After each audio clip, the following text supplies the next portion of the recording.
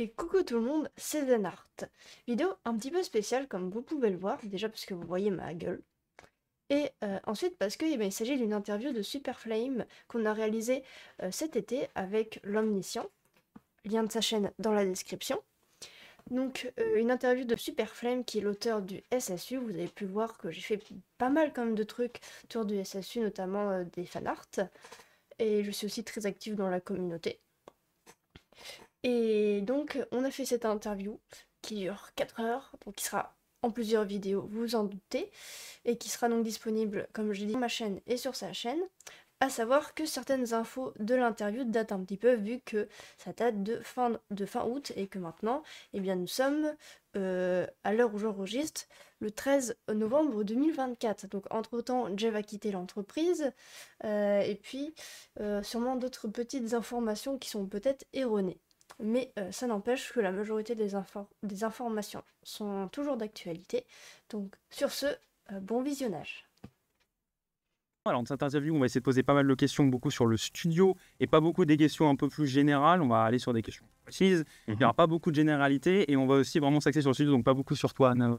Quelle indignité. Voilà. Mais il y a quand même un thème Superflame qui est le premier thème, voilà, parce que quand même, on va revenir sur des questions, voilà, des quelques questions qui n'ont pas vraiment encore été élaborées ou des choses qui peuvent se reposer avec du recul. D'accord. Et donc la première question dans ce contexte est extrêmement bateau, puisqu'il en fallait une, et que je pense que celle-là, on t'en redemandera tout le temps, mais que ça fait un certain temps, je crois que tu n'as pas répondu, puis en plus, quoique tu vas peut-être y répondre tout le temps, mais en vidéo, je ne vais pas souvenir, puis en plus, nous-mêmes, on s'en souvient pas. Pourquoi Moi je m'en souviens. Elle s'en souvient, moi j'en souviens pas. Pourquoi le pseudo Superflame? Alors, il y a beaucoup de gens qui me posent la question. Il y en a beaucoup qui se disent, mais est-ce que c'est Superflame à cause de la flemme? Est-ce que c'est Superflamme, mais mal écrit parce que le mec sait pas écrire? En fait, non, c'est bien Superflame. Et en fait, à la base, c'est mon pseudo dans League of Legends. Ok. Et en fait, dans LoL, il y a un truc qu'on appelle le flame. Et quand tu flames, c'est que tu es agressif avec ton équipe. Donc, tu parles mal avec ton équipe. Et en fait, mon pseudo, c'est Superflame. C'est juste ça. D'accord. En fait, basiquement, il n'y a pas de sens caché ou autre. Parce que tu flamais beaucoup avec ton équipe. Ça m'arrivait. Et en plus, je joue Timo pour ceux qui connaissent un peu LoL. Donc, c'est un perso un peu cancer. Ok. C'est drôle, genre de petit hamster qui tire des flèches empoisonnées. Ok. Bah, ensuite, du coup, c'était plus généralement, est-ce que tu peux nous présenter de manière plus succincte ton parcours personnel, professionnel de youtubeur pour en arriver à patron de Superflame Studio? Ok. Et voilà, comment t'en es arrivé là avec le temps. Ok, alors je vais essayer de rusher le truc parce que sinon ça va durer 1h30. Donc, moi, à la base, je m'appelle Geoffrey, mais je suis plus connu en ligne sous mon pseudo Superflame. En 2013, j'ai créé une chaîne YouTube sous l'impulsion d'une bande de potes que j'avais au collège. Parce qu'il faut savoir que moi, depuis que je suis tout petit, je fais des imitations. Donc, je sais changer ma voix super facilement. Genre là, je te fais Homer Simpson. Et j'ai des potes qui m'ont dit, bah mec, tu devrais mettre ça sur Internet. Et ça va buzzer sur YouTube. C'était à l'époque des Cyprien et Norman et compagnie.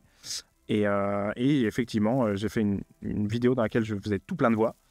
Et je l'ai mis en ligne. Et du jour au lendemain, il y avait des dizaines et des dizaines de milliers de personnes qui l'avaient vu. Alors que c'était une chaîne de base à 0 abonnés. Ouais. 2 semaines après, il y en avait 30 000.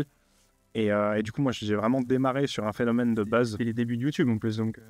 Alors, c'était pas les débuts de YouTube en tant que plateforme qui, si je dis pas de bêtises, ça remonte au début des années 2000. Et moi, j'ai lancé en 2013 ma chaîne. Par contre, c'était le début de la professionnalisation, on va dire, des YouTubeurs. Je crois que la monétisation est arrivée peu de temps avant. Donc, avant ça, tu n'avais pas moyen de gagner de l'argent avec ou quoi. Et c'était vraiment, comme je disais, vraiment l'époque des sketchs de Cyprien, de Norman et tous ces mecs-là. Et moi, je me suis lancé à peu près en même temps que des chaînes de vulgarisateurs. Moi, je suis arrivé en même temps que tous les Bruce de Y Penser, les Nota Bene et compagnie. Et moi, c'est plutôt sur la case divertissement, en l'occurrence, que j'ai commencé. Donc, sur cette première vidéo qui a buzzé, je me suis dit, bah, je vais faire plein de vidéos. Le problème, c'est que en fait, les gens s'étaient abonnés pour un buzz. Ils voulaient plein de voix. Et moi, je leur proposais des sketchs pas forcément hyper bien écrits, avec des voix un peu random dedans. Et j'ai vu que ça prenait pas. Donc, au bout d'un moment, je me suis dit, bah, s'ils veulent des imitations, je vais leur en donner. Et j'ai créé un premier format qui s'appelait Vox Populi à l'époque. Donc, c'est bien de la locution latine, la voix du peuple. Et j'ai créé ce format dans lequel, pour chaque épisode, j'imite un personnage et j'essaie de manière humoristique d'apprendre aux gens à imiter ce personnage. Ce format a cartonné. Il y a beaucoup d'épisodes qu'on est passé le million de vues. Et ça m'a permis vraiment de me faire connaître dans le milieu de YouTube, de choper des abonnés, de faire beaucoup de vues et aussi de me faire repérer par d'autres YouTubeurs qui m'ont proposé de collaborer avec eux. Et j'ai eu la chance de bosser avec des mecs comme le Joueur du Grenier. J'ai pu bosser avec Amixem. J'ai pu bosser avec plein de chaînes. Et il y a une playlist où j'ai mis un petit peu toutes les collabs que j'ai faites. Et en fait, je pense que je suis un des youtubeurs qui a fait le plus de collabs. Sauf que vous ne me voyez pas, on m'entendait. Et en fait, à chaque fois qu'il y avait besoin d'une voix un peu de journaliste ou autre, etc., tu étais quasi sûr que tu m'entendais dans les haut-parleurs. Et en échange de ça, j'avais de la pub, quoi. Pour aujourd'hui, tu continues ça, non? Je continue ponctuellement de rendre service à droite à gauche, mais maintenant, je me fais rémunérer en général la plupart du temps. Ouais. Et du coup, je connais cette première phase, on va dire, de ma vie sur YouTube, en mode imitation, etc. Au bout d'un moment, je trouve que je tourne un petit peu en rond, mine de rien. D'autant que je me suis mis à développer plein de formats différents, donc des parodies. On a eu une petite phase où je faisais du gaming sur Minecraft, mais de manière humoristique, avec Tito en Gaming, pour ceux qui se souviennent, qui ont connu cette période, où encore une fois, on retrouvait l'incarnation vocale, où j'incarnais différents personnages qui jouaient à Minecraft. Et au bout d'un moment, je me suis rendu compte qu'en fait, j'avais pas une communauté, j'avais 4 ou 5 communautés qui étaient toutes liées aux différents formats que j'avais. Tu avais ceux qui écoutaient et regardaient Tito en Gaming, ceux qui écoutaient et regardaient les imitations, etc., etc. Et parfois, il y avait bien sûr des liens. Mais en fait, j'avais plein de communes différentes et en fait, ça devenait assez compliqué. Et au bout d'un moment, je me suis dit, vas-y, en fait, ça me saoule. J'avais fait un petit peu le tour de YouTube, j'avais fait des centaines de vidéos. J'avais testé et eu l'occasion d'aller dans des conventions en tant qu'invité, de rencontrer mon public, ce qui est une expérience incroyable, d'avoir des gens qui te connaissent que par des écrans, qui se retrouvent en face de toi, qui disent j'adore ce que tu fais, continue machin. Donc ça fait un boost de ouf à l'ego, surtout que j'étais encore jeune à l'époque. Et au bout d'un moment, j'en ai eu marre, c'était en 2017, peut-être un peu avant, mais je crois que c'était en 2017, où je me suis dit vas-y, en fait j'adore écrire aussi, et si je faisais de la fiction, mais de la fiction audio, vu que je sais transformer ma voix. Et dans un premier temps, j'ai lancé un format qui s'appelait Super Flame Story, et dans lequel je racontais des petites nouvelles que j'écrivais, nouvelles un petit peu fantastiques, horrifiques, etc., un peu bizarres, un peu Lovecraftiennes. J'ai toujours aimé les histoires un peu comme ça. Et j'en ai fait différentes, dont une qui a pas trop mal marché, qui s'appelait L'homme à l'étrange porte, qui donnera plus tard le personnage d'Andrew Bennett, dont on parlera sans doute un peu plus tard. Oui. Et comme j'ai vu que ce format-là marchait plutôt bien, je me suis dit, bah vas-y, tu sais quoi, il y a Noël qui arrive. J'ai créé un long format qui s'appelait le calendrier d'avant la fin des temps, en référence au calendrier de l'Avent tout simplement, et je vais diffuser en quotidienne du 1er au 24 décembre chaque chapitre d'une œuvre dont la conclusion aura lieu à Noël comme par hasard. Ouais. Et c'est comme ça qu'est né le calendrier d'avant la fin des temps que vous voyez là, qui a été ma première quotidienne de Noël et qui a été un moment pivot dans l'aventure de ma chaîne YouTube, puisque à la suite de ça, pour la première fois de ma vie, d'une part dans les commentaires, mais aussi lorsque je rencontrais des gens, quand les diffusions étaient en cours, j'ai organisé une rencontre abonnée à Annecy, parce que mon meilleur ami, à l'époque, était barman, et je lui avais dit, mec, il y a moyen de privatiser le bar où tu bosses. Et c'était le bar où tu écrivais souvent tes histoires. Ah non, c'était pas celui-là. C'est pas celui-là? C'est pas celui-là. À l'époque, le calendrier, j'étais encore chez mes parents quand je l'ai écrit. D'accord, ok. Mais j'avais mes potes qui traînaient à Annecy, etc. Et à l'époque, j'habitais à La Roche-sur-Foron, qui est une petite ville pas très loin d'ici. Et du coup, j'organise une rencontre abonnée. La première que j'organise moi, c'est-à-dire c'est un événement que j'organisais. Les gens devaient s'inscrire sur un Google Sheet, machin et tout. Et truc de psychopathe, on remplit le bar. C'était un tout petit bar. Hein. Je crois qu'il y a 80 personnes qui sont venues. Ah oui, d'accord. Et donc beaucoup de locaux, donc ça allait. Mais il y a aussi des tarés qui venaient de Strasbourg et genre de l'autre bout du pays, qu'on fait 500 bornes juste pour boire un café avec moi, quoi. En l'occurrence, c'était plutôt manger de la charcute et boire des bières. Mais tu dis, waouh, c'est quand même un truc. Et c'était vraiment en mode un peu FAQ, ambiance bon enfant, de la bouffe, des boissons. Et du coup, ce moment-là, genre, t'étais là, ils étaient tous en cercle à parler. Exactement. Il y avait des discussions aussi. Non, c'était en cercle et Okay. en mode grand chaman. Tu vois. Après, chacun allait un peu parler. Une conférence. Ouais, un peu. Après, la plupart des gens se connaissaient pas, étaient timides. Ouais, et en fait, le seul truc qui les rattachait tous, c'était moi. Donc, en fait, j'étais un peu le centre de l'attention à ce moment-là. Ce qui n'est pas pour me déplaire, j'adore être le centre de l'attention. Et du coup, là, les discussions m'intéressent beaucoup parce qu'elles portent quasiment toutes que sur le calendrier d'avant la fin des temps et sur les histoires. Bien sûr, il y a 2-3 mecs en mode à quand la prochaine imitation, machin. Mais la plupart des gens me disent c'est quand la suite du calendrier? Est-ce que tu vas faire des histoires comme ça? Il est trop bien Andrew Bennett, est-ce qu'il va vivre d'autres aventures? Machin. Et là, j'ai eu ce déclic. Et j'avais la même chose dans les commentaires des vidéos, en fait, où les gens, au lieu de faire lol trop drôle, ils te faisaient un pavé de 200 lignes pour te dire pourquoi ils avaient adoré. Ah ouais. Donc, ça faisait certes moins de vues que le divertissement mainstream, mais tu sentais une implication émotionnelle qui était très forte. Et j'ai dit, bah, en fait, c'est ce que j'ai envie de faire. Et à ce moment-là, j'ai décidé de me lancer dans un pari fou, parce que c'était un moment où j'avais beaucoup beaucoup d'ego, j'avais pas forcément conscience des problématiques financières, entrepreneuriales, de production, etc. que j'ai maintenant. Et je me suis dit, bah, je vais contacter une boîte de prod que je connais, qui s'appelait Sound Life Production. Oui. Et en fait, c'est des mecs qui m'avaient interviewé dans une convention, et j'étais allé voir un peu leur site, et ils avaient gagné beaucoup de prix en festival, notamment des 48 heures film festival, donc qu'ils étaient capables de réaliser des trucs stylés et vite. Et moi, j'aime bien ce qui est stylé et qui se fait vite. Et je leur ai dit, hey, mec, les gars, voilà, vous vous souvenez de moi? Oui, bien sûr. Voilà, j'ai fait une histoire. J'aimerais faire un genre de décalque de la narration de cette histoire avec un nouveau pitch, etc., que j'écrirai à moi, qui s'appellerait Andrew Bennett, qui c'est une série centrée sur ce personnage.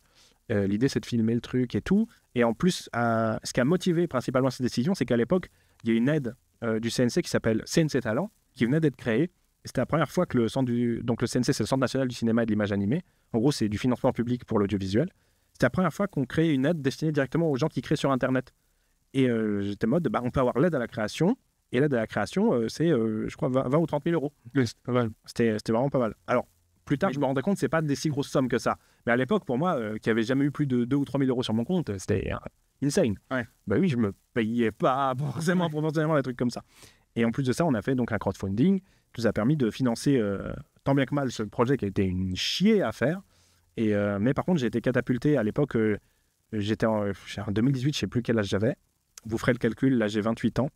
Et j'ai la flemme de calculer. Mais j'étais jeune, je devais avoir la petite vingtaine. Je me suis retrouvé de ma chambre d'ado, catapulté sur un plateau de tournage pendant 2 semaines à Montpellier en pleine canicule avec la tenue d'Andrew Bennett. C'était dur. Je me suis évanoui notamment plusieurs fois. Avec tout le monde qui est là pour moi et pour le truc que j'ai écrit. Et je me suis dit, waouh. Alors heureusement, c'était pas moi le réalisateur. J'aurais été incapable de réaliser. Je savais juste mettre une caméra sur un trépied. Donc il y avait Kevin Payet qui était le réalisateur et puis on avait Frédéric Perchet à la production, qui les deux avaient cofondé Sound Life Production. Et j'avais fini le scénario et c'était en mode bah vas-y, on tourne le truc, on fait comme on peut et tout. Ça a été hyper difficile à faire. La boîte de production, elle s'est endettée, enfin elle s'est pas endettée, mais elle a tapé dans ses caisses de ouf. Je sais pas si elle a fini en banqueroute, mais ça a été un enfer à faire. J'avais pas conscience de ces problématiques à l'époque, j'étais juste le porteur du projet. Mais on a réussi à le faire, quoi. Et avec beaucoup de bonne volonté. Et je pense qu'on peut le dire aujourd'hui, donc le truc a été diffusé sur ma chaîne YouTube, c'est une des web-séries françaises indépendantes les plus abouties et les plus quali qui existent dans le milieu de YouTube. Je pense qu'on peut se mettre côte à côte du Visiteur du Futur facilement avec Andrew Bennett, qui aura été certes un one-shot, on va dire, mais qui, pour des gens du web à l'époque en système D, ont quand même réussi à faire un truc de ouf. Parce que quand tu disais le budget aux gens, donc il y avait des professionnels, ils croyaient que c'était par épisode. Non, c'était pour tout le projet, pour 10 épisodes. Donc c'était la giga galère. Mais à la suite de ça, je me rends compte de 2 choses qui vont être 2 de mes frustrations principales. La première, c'est très dur de mettre en image un univers. Et la deuxième, les problématiques financières sont très compliquées à gérer. Et c'est pas rentable. Basiquement, c'était juste pas rentable. Ça n'a pas été rentable. On a juste perdu de l'argent en faisant ça. Et du coup, ça, c'est des trucs qu'on commence à tourner dans ma tête. Genre, il est impératif que quand je crée quelque chose, ça rapporte de l'argent si je veux vivre de ce quelque chose. Et vu que c'était un peu ce que je voulais faire, j'ai commencé à intégrer un peu la notion de problématique entrepreneuriale. Je me suis dit, OK, bah, il faut que je vende les trucs que je fabrique. Et c'est comme ça que tout naturellement a émergé notamment Les Démons d'Hugo, ce projet-là, qui a été la première série audio que j'ai faite, mais qui, elle, en revanche, était destinée directement à la vente. Il me semble qu'elle n'a jamais été disponible gratuitement, sauf l'épisode 1. Et à l'époque, j'ai sorti une vidéo sur ma chaîne YouTube, je dis voilà, j'ai fait ça. Le bouquin, c'est 16 balles. La série audio, c'est 16 balles aussi. Vous pouvez l'acheter, à l'époque, c'était sur Utip. Maintenant, Utip, ça a fermé. Donc, tu avais littéralement un fichier zip avec les versions audio de l'histoire. Et j'en ai vendu un peu moins de 1000. Donc là, direct, putain, incroyable. Ça se vend et les gens achètent et ils veulent et ils en demandent, etc. Et du coup, j'ai compris que, OK, à minima, si ce n'est le support, l'univers et ce que je raconte, ça plaît aux gens et ils sont prêts à payer pour en avoir plus. Et là, j'ai compris que je peux faire une entreprise avec ça. Donc, j'ai eu ça dans un coin de ma tête. À l'époque, je crois que j'étais encore en études, si je dis pas de bêtises. Peut-être plus. Je sais plus. Mais je mets ça dans un coin de ma tête et je me dis, le moment où j'ai l'occasion, il faut que je fasse une entreprise autour. 2019. Ouais, non, ces eaux-là. Ça, c'est 2018, je crois. Je l'ai sorti 2018. À peu près. Ouais, 2018. En fait, il n'y a pas eu de calendrier en 2018. Il y a eu Andrew Bennett saison 1. Ouais. Et seule et unique saison.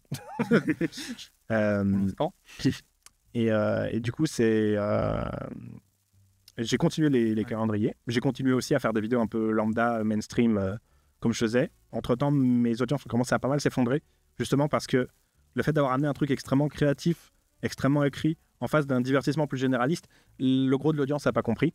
Et du coup, c'est devenu assez compliqué, mais j'ai pu continuer à rouler un petit peu ma bosse, notamment grâce au soutien des gens sur Utip, des dons, des trucs comme ça. Et vient le moment où je suis en train de diffuser. Alors putain, je sais plus si c'était. Non, si c'était Pic au vent ne répond plus ou le Mystère Marmotin. Je crois que c'était le Mystère Marmotin, où je reçois un mail d'un mec qui s'appelle Kevin Cousin, qui me dit Salut, je suis développeur. Je suis actuellement au chômage. J'adore tes histoires, je les écoute, je kiffe, c'est génial. Si jamais tu as besoin d'un développeur pour un projet numérique ou autre, vas-y, je suis chaud. Et là, tout se lit un peu dans ma tête en mode bah ouais, il faut que je fasse une plateforme, un genre de Netflix. Je venais de découvrir Netflix.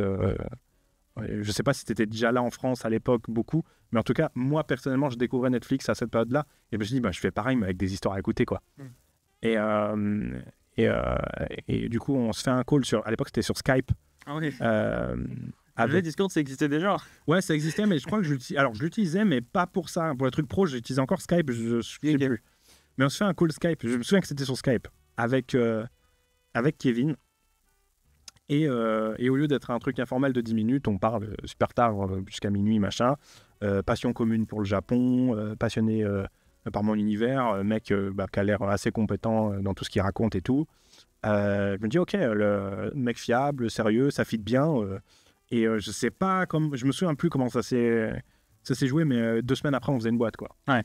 2 semaines après, on lançait Super Flame Studio en mode, bah vas-y. Ouais, ça a été un coup de foot professionnel à l'époque. Et on s'est dit, bah vas-y, on lance un peu le projet. Je pitch justement mon idée de faire une plateforme. Il me dit, bah ouais, grave, on va faire ça.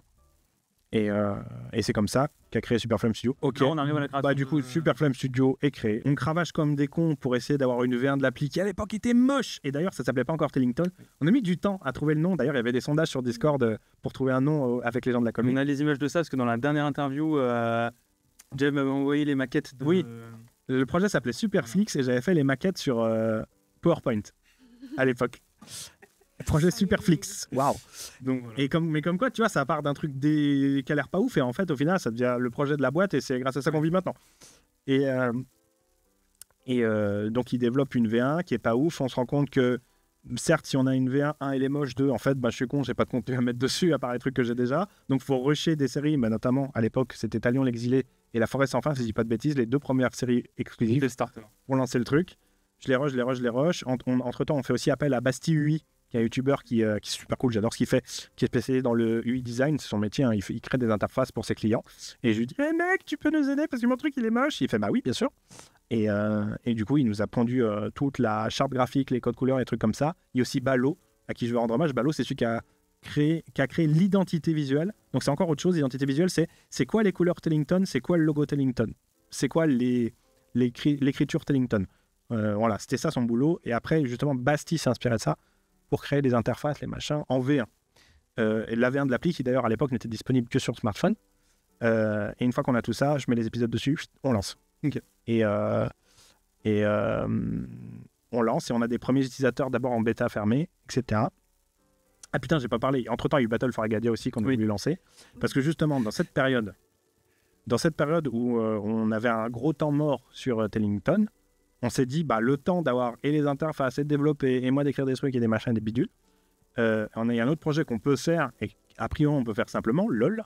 C'est un jeu vidéo dans mon univers. Il faut savoir que Kevin et moi, surtout Kevin, on est des gros fans de jeux de cartes. Moi, je m'étais mis à bouffer du Hearthstone comme pas possible.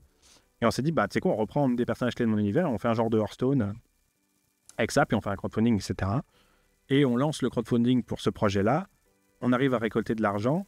Et au final, on se rend compte que ça va être beaucoup plus galère que ce qu'on croit faire parce que faire un jeu vidéo, c'est différent que de faire une appli mobile. Et il y a plein de trucs qui vont pas dans tous les coins. S'ajoute à ça qu'en parallèle, on attaque notre levée de fonds à côté sur d'autres sujets qui nous bouffent notre temps et notre énergie. Et du coup, on est contraint de freeze le jeu. Surtout qu'on se dit, toujours le problème de l'ambition, parce qu'on se dit, ah putain, mais ça ne peut que cartonner, tout ce qu'on fait est génial, machin. On se dit, on va faire un jeu encore mieux. Et on va faire des graphismes de ouf, des machins de ouf dans tous les sens, etc. Et du coup, vas-y, on freeze temporairement le projet, puis on va le reprendre assez rapidement. On l'a pas repris très rapidement, pour diverses raisons que je détaillerai peut-être plus tard, c'est des questions à ce sujet. Et du coup, entre-temps, comme je disais, on lève des fonds. Donc là, traverser du désert, ça dure quasi 1 an, à faire des réunions, mais toutes les semaines, avec des gens qui te donnent un rendez-vous pour refaire une réunion, puis à la fin, ils te disent non. Au lieu de te dire non direct, tu vois. Et là, j'en ai vu des vertes et des pas mûres, mais ça m'a permis de découvrir le monde des investisseurs et de l'entrepreneuriat. Et ça, c'était notamment grâce à Majid, donc qui est un des premiers à avoir cru vraiment en nous, en moi et en Kevin aussi, et au projet Superflame Studio, qui nous a accompagnés justement pour aller faire une levée de fonds, qui nous a permis de rencontrer les gens du réseau Entreprendre, qui nous ont fait un prêt d'honneur de 30 000 euros, qui me l'ont fait à moi en mon nom propre en l'occurrence, donc je suis endetté de 30 000 euros auprès du réseau Entreprendre. Bientôt, j'ai fini de rembourser Christine, bientôt. Et du coup, on commence à avoir de l'argent. La levée de fonds, complicado au début parce que les gens, ça leur parle pas. Tu sais quoi, ces délires de youtubeurs, de machin. Et surtout, il y a un gros problème, c'est que les mecs, ils disent une boîte ne peut avoir qu'un métier. On comprend pas que vous vouliez et fabriquer et diffuser. Et en plus, peut-être même faire un jeu vidéo et machin, et bidule et machin. C'est trop confus. Donc, soit vous fabriquez et vous vendez à Disney, à Netflix, à Audible, etc. Soit vous êtes une plateforme, mais vous achetez du contenu à d'autres gens. Vous n'allez pas le faire vous, quoi. Et les mecs, tous les mecs qu'on a vus, ils nous disaient quasiment tous ça. Et c'était pour ça qu'ils refusaient au début. Et en fait, les mecs, tu leur disais, mais et Netflix, et Disney, et machin, et bidule, ils font tout ça. Et Ankama, par exemple, qui est une de mes boîtes de cœur, j'adore Ankama. Et ils comprenaient pas. Les mecs disent non, mais c'est pas pareil. Bah si, c'est pareil, c'est ce que j'essaie de faire, en fait. Donc, d'énormes frustrations. Des larmes parfois, mais on continue d'avancer jusqu'au moment où on a nos premiers oui, notamment grâce à Majid encore une fois, parce que c'est vraiment lui qui nous aide sur pas mal d'aspects, qui nous introduit auprès d'amis à lui qui sont des anciens entrepreneurs, qui s'intéressent aux petits jeunes, qui lancent des trucs dans le coin ou des trucs comme ça, à qui je pitch le projet, et là on a les premiers oui. Et en général, dans l'investissement, dès que tu as déjà un mec qui te dit oui pour 50 000, ça fait un effet boule de neige. Et on arrive enfin à boucler ce satané cycle et lever quasiment 200 000 euros via les investisseurs. Et en fait, avec cet argent-là des investisseurs, en échange de ça, ils ont des actions dans la société. Hein. En échange de ces actions, ils nous donnent de l'argent, quoi. Et avec cet argent sur notre compte en banque, on peut justement aller voir la banque et leur dire, regardez, on a 200 000 euros. Est-ce qu'on peut avoir 200 000 en face pour faire un x2 ? Et les banques, elles prêtent. Quand tu as de l'argent, elles te prêtent très, très facilement. Parfois trop facilement, méfiez-vous. Et du coup, on arrive à avoir une aide donc, de la BPI, c'est la Banque publique d'investissement. C'est un organisme d'État qui emprunte de l'argent sur les marchés pour aider les entreprises à se lancer, à se financer. Par contre, c'est des prêts. Donc, il faut les rembourser. Mais c'est des prêts à terme. Tu commences à rembourser que 2 ans après avoir contracté le prêt. Donc, ça te laisse le temps de faire grossir la boîte, etc. Même si là, on a commencé à rembourser. Et tu as aussi pas le Crédit Agricole, BNP Paribas, qui accepte de nous suivre sur le projet. Mais eux, c'est ce qu'on appelle du prêt de trésorerie. Donc, c'est du prêt bancaire classique d'entreprise. Et là, en fait, dès le premier mois, tu commences à les rembourser. Hein. Donc, voilà. Et on arrive à avoir une enveloppe, ce qui fait qu'au final, on a un peu moins de 400 000 euros pour lancer tous les projets de l'entreprise. Dès qu'on a ce feu vert-là, moi, je peux quitter mon petit appartement, justement, dans le village où je vivais. Donc, je vivais à Cruseille avant. Et j'écrivais le gros de mes histoires dans un bar-restaurant qui s'appelait Le Vieux Fournil, qui a malheureusement fermé depuis. Qui a très mal résisté au Covid, notamment. Et c'est là que j'ai écrit la plupart des histoires que vous pouvez écouter. D'ailleurs, il y a des dédicaces à l'équipe du Vieux Fournil dans mes livres, des clins d'œil. Beaucoup de personnages ont les mêmes noms que les serveurs, que le staff et tout. Et donc, ce petit village où j'ai vécu, c'est un peu le cocon. Quasi Marmottin, avant Marmottin. Non, après Marmottin, du coup, parce que j'avais déjà écrit et conceptualisé Marmottin chez mes parents. Mais le truc a pris un peu des allures de Cruseille quand j'ai emménagé dans ce petit village qui avait ce côté typique petit village français. Il manquait que les intempéries aient été à Marmottin, quoi, dans ma tête en tout cas.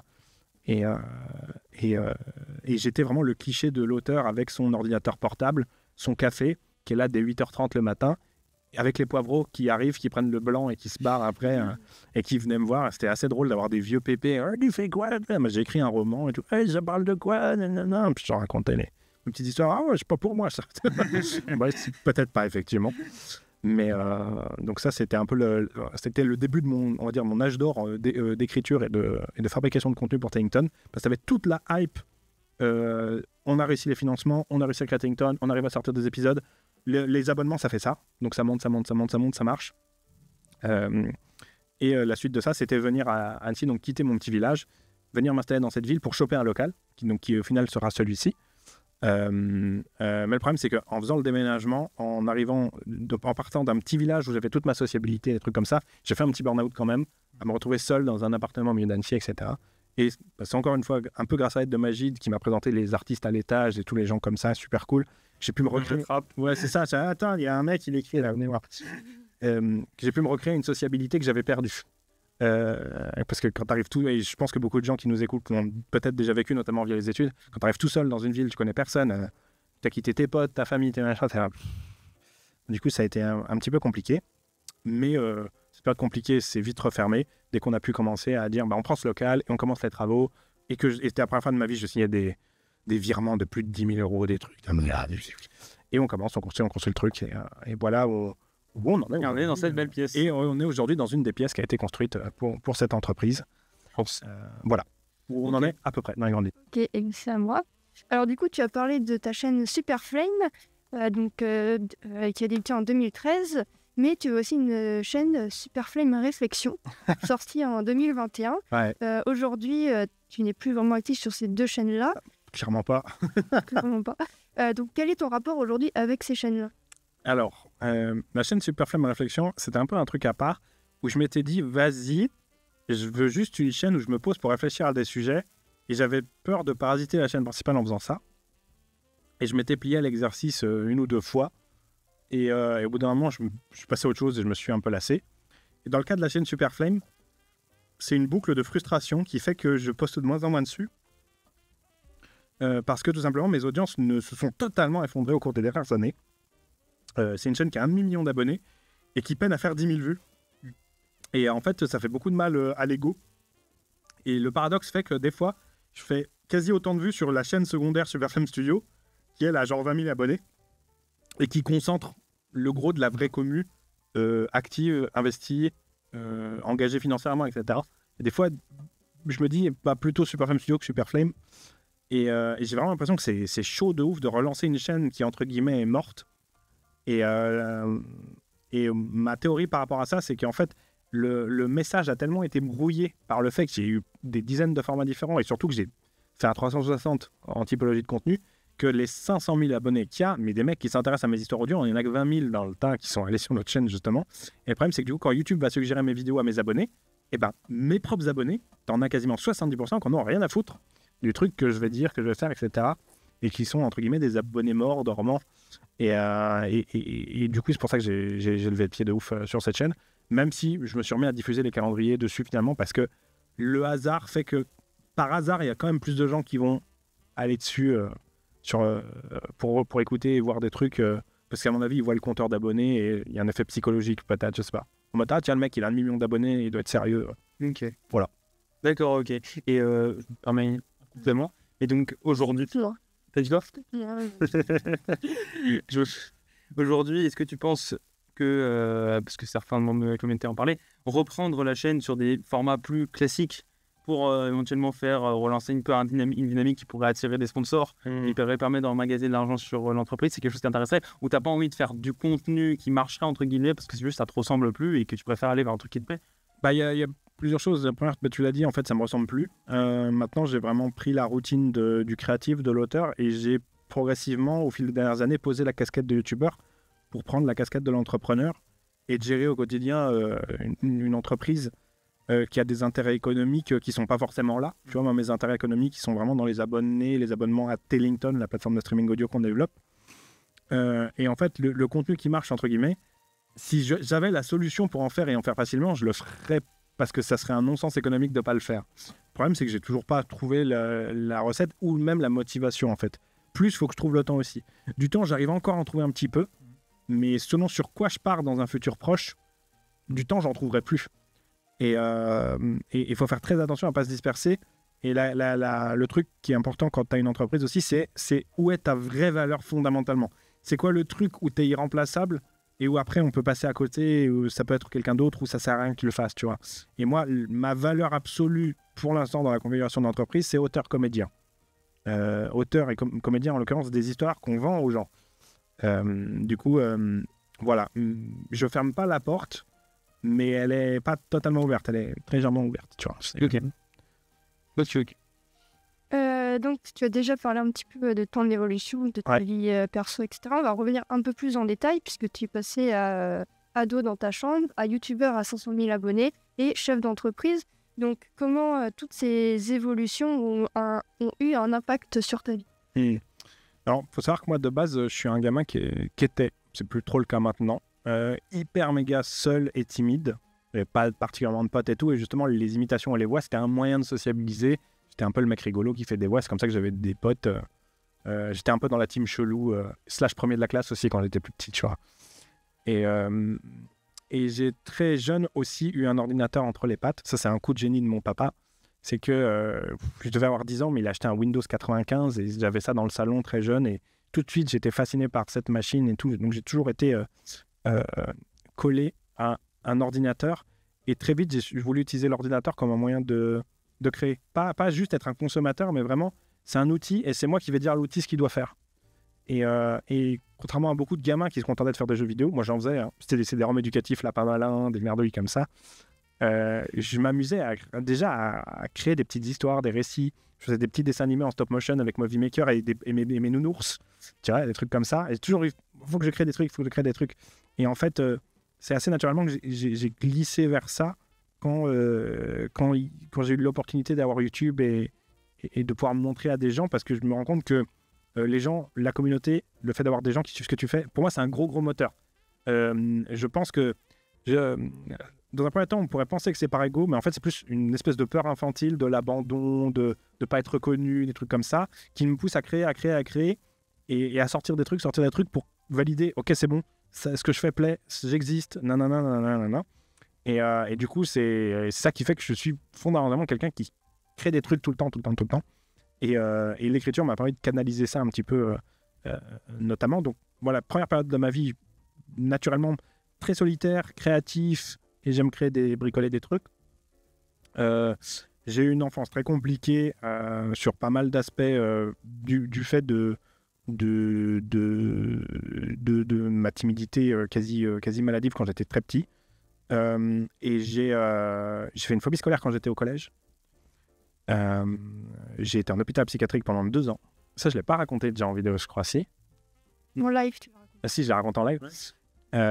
Et ça s'est bien passé. C'est pour ça que maintenant, je commence à raconter un petit peu. Parce qu'en fait, ces 2 ans, donc c'était un hôpital de jour, hein, je n'étais pas interné ou quoi que ce soit. J'avais 13 ans. J'ai été pris en charge donc, par des éducateurs spécialisés, des psychologues, machin et tout. Mais en fait, quand tu as un gamin, c'est comme si tu étais dans un centre aéré. Sauf que les gens, c'est tous des médecins, plus ou moins. Ouais, gros. Et en fait, c'est là-bas que j'ai vraiment découvert un truc parmi les ateliers qu'on faisait en tant que gamin, c'est le théâtre. Et c'est là que j'ai vraiment sorti, que j'ai commencé à vraiment sortir de ma coquille, à me rendre compte que les personnages que je savais faire, les trucs comme ça, en fait, ça pouvait me permettre de sociabiliser vraiment plus. Et je me suis rendu compte que j'arrivais à faire rire beaucoup de gens, et notamment des adultes. Avant ça, j'étais pas forcément un gamin très drôle ou et en fait, j'ai vraiment unlock mon sens de l'humour au contact de ça, ce qui m'a permis de me créer une carapace de rigolade qui m'a appris au contact des soignants à dézoomer par rapport à mes problèmes, mes angoisses, mes peurs, et avoir une vue un peu plus d'ensemble et de dire ok, c'est pas si grave en fait, c'est juste que tu vois le problème en zoomant dessus à mort, donc tu vois que lui, mais en fait quand tu dézoomes, oui, une petite tâche là, il y a un petit problème, mais après tout le reste ça va en fait. Et du coup, je suis revenu progressivement en cours. Et j'ai rencontré au collège mes 2 meilleurs potes qui s'appellent Mathis et Mathieu. On est toujours meilleurs potes aujourd'hui, donc c'est mon amitié, on va dire, la plus longue, qui m'ont un petit peu pris par la main et m'ont aidé à sociabiliser, et avec qui j'ai fait toutes mes premières sorties, le kebab avec les copains, le cinéma avec les copains, des trucs que j'avais quasiment jamais fait en fait. Et du coup, ce nouveau moi est arrivé peu de temps après au lycée, et c'est au lycée que j'ai lancé ma chaîne YouTube. En fait, j'étais au collège et j'allais passer au lycée. Je crois que c'était dans cette période-là, je sais plus. La passerelle. Ouais, ça a été plus ou moins une passerelle. Je sais plus si j'avais déjà la chaîne ou si j'allais la voir. C'est confus dans ma tête. Mais du coup, voilà, je lance ma chaîne YouTube un petit peu au lycée et ma chaîne marche. Et j'ai été dans un lycée assez cool, un petit lycée. En fait, du fait de mes difficultés passées, j'ai réussi à intégrer vraiment le petit lycée de la ville où je vivais, ce qui m'a évité de me retrouver dans un énorme lycée avec des milliers d'élèves, tu vois. C'était un petit truc, avec une seule filière générale, on était 30, point, ni plus ni moins dans cette filière-là. Et en terminale, on était même 15. Ah ouais, Donc c'était une ambiance très familiale, limite, les profs, on se connaissait. Et en fait, c'était marrant, c'était un bahut où en fait, c'était pas les élèves qui changeaient de salle, c'était les profs qui venaient de salle en salle. Et du coup, à part pour des cours spécifiques, notre salle de classe, c'était notre salle de classe, quoi. Et du coup, on l'avait aménagé un petit peu, il y avait une cafetière au fond. C'était vraiment, vraiment super bon lycée. J'ai vraiment kiffé. C'était à Lénil-Valaroche, qui accessoirement est également l'école nationale des industries du lait et de la viande. Okay. Donc il y a plein de BTS pour apprendre à faire du fromage et de la charcuterie et de la viande et tout. Mais ils ont une toute petite filière générale à côté où tu fais une terminale S. À l'époque c'était S, mais maintenant ça a changé, je ne sais plus comment c'est.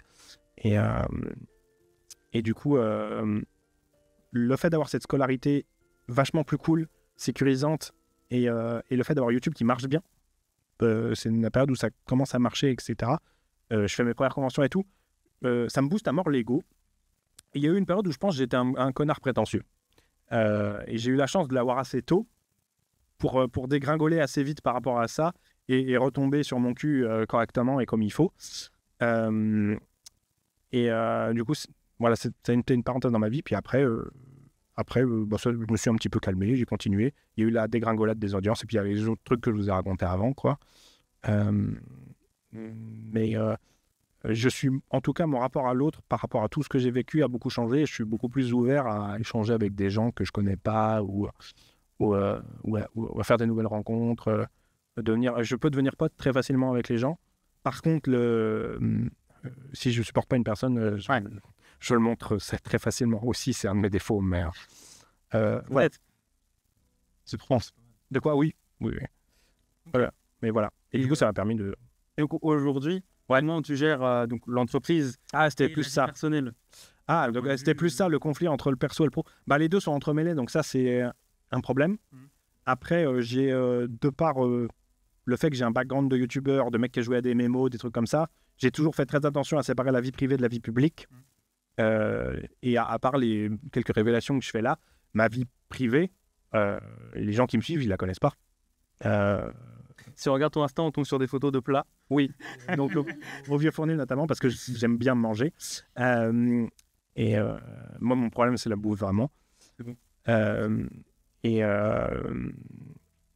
Et du coup, j'ai toujours vraiment essayé de faire gaffe, parce que j'ai vu d'ailleurs d'autres youtubeurs à l'époque où le pro et le perso étaient hyper mélangés, et ça faisait des dramas dans le microcosme. 2, tu te retrouves avec des scandales où ça finissait au tribunal et des conneries comme ça pour un spectre très large de motifs. Et je me suis rendu compte qu'en fait, être le mec un petit peu tout seul dans son coin, c'est très bien aussi. Tu produis tes trucs et après, tu as ta vie perso avec tes potes perso que tu connais depuis longtemps et qui sont pas des gens qui t'ont connu et que tu connais par le biais des réseaux. Donc voilà, j'ai toujours mis un point d'orgue à séparer les deux. Et puis maintenant, il y a le côté professionnel et chef d'entreprise qui est arrivé avec le fait qu'on a la structure, qu'on a des actionnaires à qui je dois rendre des comptes, que je bosse avec d'autres gens, qui a des charges qui ont augmenté terriblement. Parce que quand tu passes, ça aussi c'est un truc que je peux raconter, quand tu passes d'un youtubeur qui est tout seul dans son petit appart à 600 € par mois, et en gros, tu as juste besoin de 600 balles pour payer ton loyer. Moi, je suis un piéton, j'ai pas de bagnole ni rien, etc. Et après, je peux me payer à bouffer et ma vie, c'est tout. C'est juste ça, donc c'est hyper optimisé, tu vois. En fait, quoi qu'il arrive, si je rentre pas minimum genre 15 ou 20 000 € dans le mois, je perds de l'argent. Et si je rentre 20 000, je suis à zéro. C'est ce genre de merde, tu vois. Et du coup, tout de suite, tu changes de sphère d'enjeu et de considération. C'est la première fois de ma vie que je perds de l'argent en permanence. Et c'est pas 5 € que je perds, c'est des milliers. Donc au début, ça m'a fait énormément stresser. Maintenant, je m'y suis habitué et j'ai essayé de rationaliser à mort. Le truc, c'est ce qu'il faut faire, de toute façon. Faut regarder les chiffres tels qu'ils sont. Tu fais des tableurs Excel, tu fais des projections et tu dis, là, on est bon, là, on n'est pas bon. Il nous reste tant de temps, etc. Et là où on a beaucoup de chance par rapport à d'autres entreprises, c'est que nous, on a ce qu'on appelle de la trésorerie. Donc, c'est qu'on a de l'argent dans les caisses. Moi, là, j'ai un pote entrepreneur, Hugo, je te salue si tu regardes cette vidéo. Lui, sa trésorerie, c'est 1 mois. Donc, le mois prochain, s'il ne rentre pas des sous comme il faut, sa boîte n'existe plus. Moi, la trésorerie, c'est 8-9 mois. Donc, j'ai large le temps de me retourner, de voir venir, etc. Et on en parlait en off tout à l'heure. Je suis déjà en train de mettre en place des solutions, déjà pour réduire les coûts, avant même de chercher à gagner plus. C'est-à-dire, faire des économies comme je peux, à droite à gauche, quoi. Voilà. Donc, la notion de facteur économique est devenue prépondérante et très, très, très importante parce qu'en fait, une entreprise, c'est quoi? C'est une entité qui a pour but principal de rentrer plus d'argent qu'elle en sort. Et sinon, elle a perdu. Le jeu, il est bête comme ça. Hein. Si tu rentres plus que tu sors, tu as gagné. Voilà, c'est juste ça. Okay. Et je joue à ce jeu en ce moment, qui est parfois terrifiant, mais aussi très grisant. Je trouve ça passionnant. Okay. L'entrepreneuriat, c'est vraiment un truc où... Je me dis, ah ouais, en fait, ça... à part les emmerdes qu'on a, ça me plaît vraiment, ça. Oui.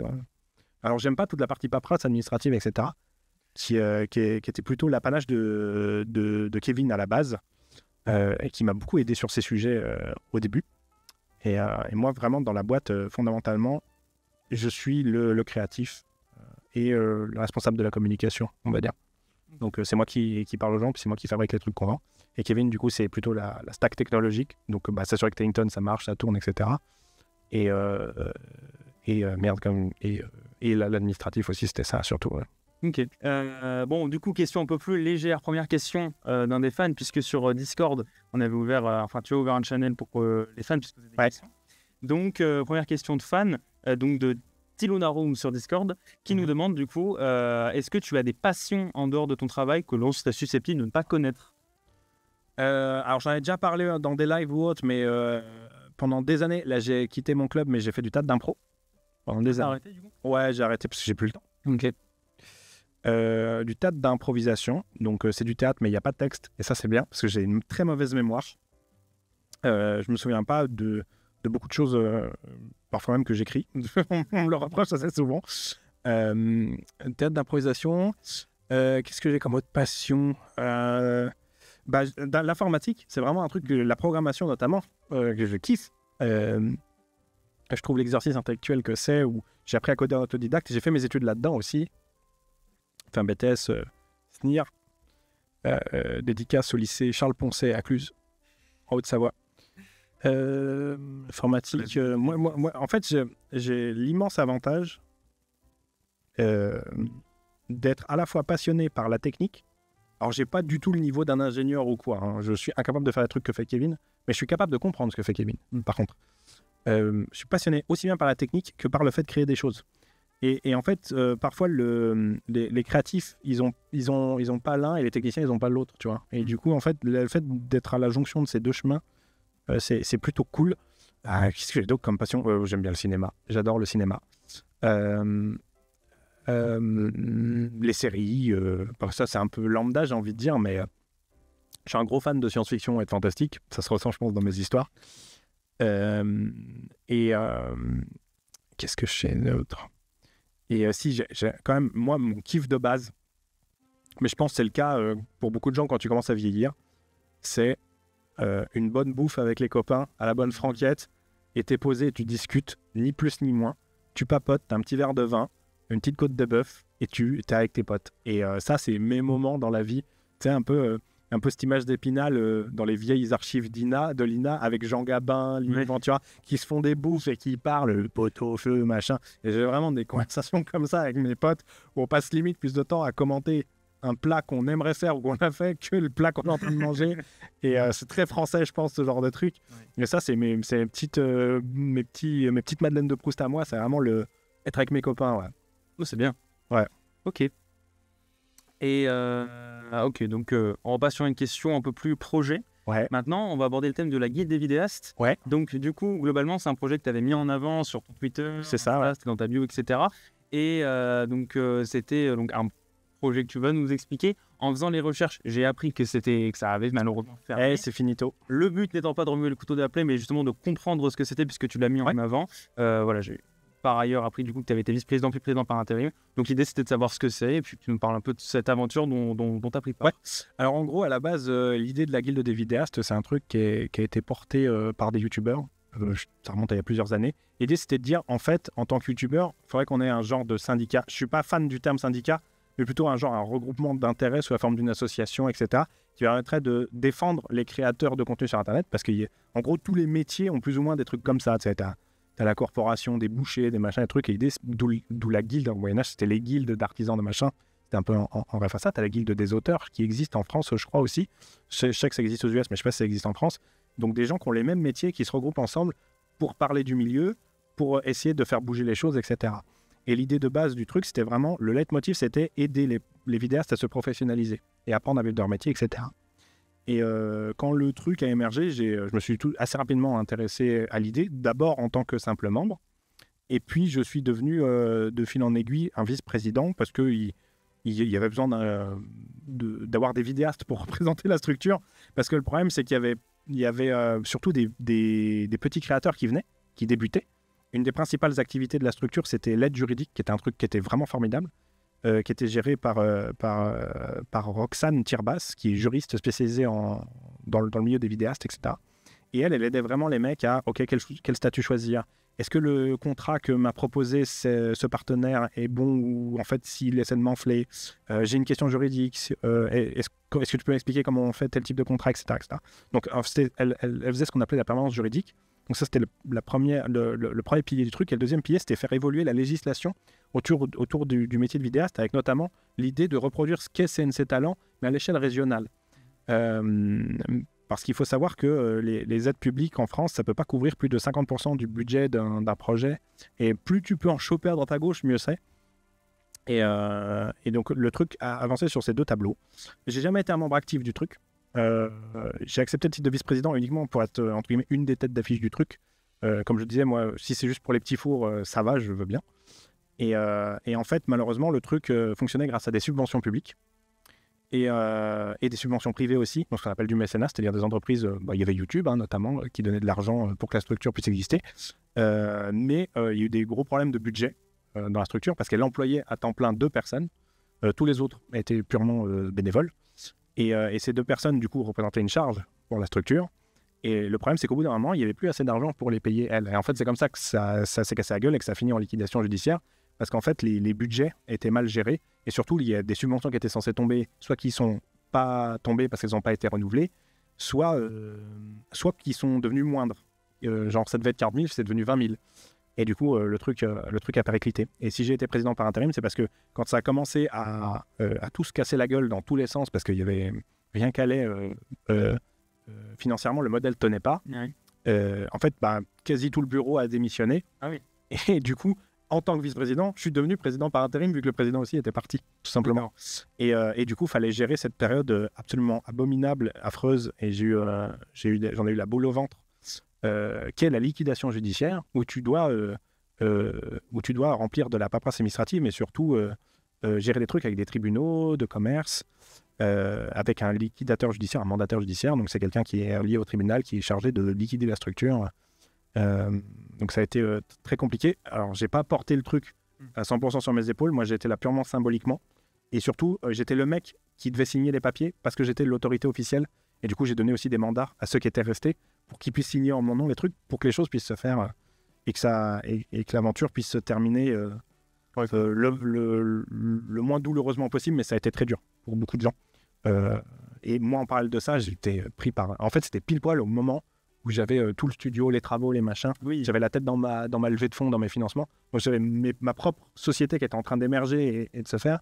Et de l'autre côté, ce truc-là qui s'effondrait et dans lequel j'avais jamais vraiment eu le nez avant. Ouais. En fait, je suis vraiment arrivé quand ça périclitait, quoi. De manière, entre guillemets, active, quoi. Et c'est dommage. Après, je sais qu'il y aura peut-être des initiatives qui vont se refaire pour refaire la même chose, mais peut-être avec une gestion qui est pensée différemment. Mais voilà, petite parenthèse sur ce qu'a été la guilde des vidéastes. L'idée, c'était d'aider les créateurs de contenu à se professionnaliser du mieux qu'ils pouvaient. Après, le problème que tu avais aussi, donc là, c'est du commentaire un peu plus perso, c'est que ça reste un métier qui est très solitaire. Et en fait, tu avais beaucoup de... Le problème qu'on avait, c'est qu'on avait beaucoup de petits qui, en plus, payaient des cotisations qui n'étaient pas très chères, donc qui ne permettaient pas d'assurer un bon financement de la durée. Et en fait, les gros, il n'y en avait pas tant que ça. Des gens qui avaient plusieurs centaines de milliers d'abonnés, voire des millions, qui adhéraient au truc et qui soutenaient le truc de manière active. Donc, ils avaient leur propre conseiller, peut-être? Ouais, en fait, où ils géraient un peu comme on fait maintenant, c'est-à-dire de manière purement entrepreneuriale. C'est des chefs d'entreprise, ils ont leur propre cabinet comptable, leur propre machin, leur propre truc, leur propre bidule machin chouette. Et c'est sûr que les petits entrepreneurs dans leur coin, ils n'avaient pas ça. Donc voilà, mais je crois que Squeezie a un truc dans son coin qu'il a essayé de lancer. Et dans tous les cas, s'il y a matière à et intérêt, d'une manière générale, les choses ont tendance à émerger naturellement. Il faut juste que quelqu'un porte le projet. En tout cas, moi, je sais que dès que tu commences à t'associer avec d'autres gens, c'est galère. C'est très galère. Surtout si c'est pas un truc où tu as investi à titre personnel vraiment fortement, quoi. Ok. Voilà. Ok. Bon, finalement, c'est plutôt louable d'être resté jusqu'au bout. Mais c'était un projet assez intéressant. J'espère effectivement il y aura des relances ou une façon de le faire parce que c'est vrai que je pense que pour effectivement les petits youtubeurs, c'est pas mal parce que vite fait de te faire prendre dans des pièges. Ouais. Bah, Dans une petite échelle. c'était vraiment l'idée du truc. Et en fait, ça permettait vraiment de faire d'être un interlocuteur pour les administrations et pour les boîtes privées. Genre, par exemple, YouTube, quand ils avaient des questions qu'ils voulaient poser aux vidéastes, ils les posaient à la guilde des vidéastes. Et nous, on faisait notre popote dans notre coin et on leur faisait un rapport. Et ça, c'est un truc que j'aimais pas, mais malheureusement, c'était le jeu. Il y avait tout un système institutionnel où tu vas dans les réunions, où tu fais les dossiers de 300 pages, les machins et bidules. Ça, j'étais incapable de le faire. Je touchais pas à ça. Mais c'était un gros boulot. C'est de la politique. Vraiment, c'est un boulot, c'était de la politique. Et flemme. Moi, c'est dictature ou rien. C'est pas le temps. J'ai pas le temps. D'où le fait que tu es chef de ta propre entreprise. C'est ça. C'est beaucoup plus simple. Ceci dit, ça a dû t'apporter beaucoup de connaissances pour ensuite ton propre projet, etc. Enfin, en tout cas, de l'expérience. Bah, en tout cas, je sais dans quoi tu mets les doigts si tu commences à te casser la gueule fortement et que tu gères mal les choses. Ça, c'est sûr. Et après, ça te permet aussi de voir, OK, bah, quand une entreprise elle est finie, effectivement, ça se passe comme ça. Ça va au tribunal, il y a des trucs, il y a des bidules. Après, le fait que ça aille au tribunal, c'est parce qu'il y avait des employés, des gens qui n'étaient pas rémunérés depuis des mois, des conneries comme ça, quoi. Donc, chaud. Mais, Ok. donc, nous, on n'a pas d'employés, donc a priori, on peut aller. Eh bien, merci pour cet éclaircissement. On va passer au prochain thème qui sera, ça y est, le thème où on va rentrer en profondeur dans la chose, même si on était déjà pas mal en profondeur avant.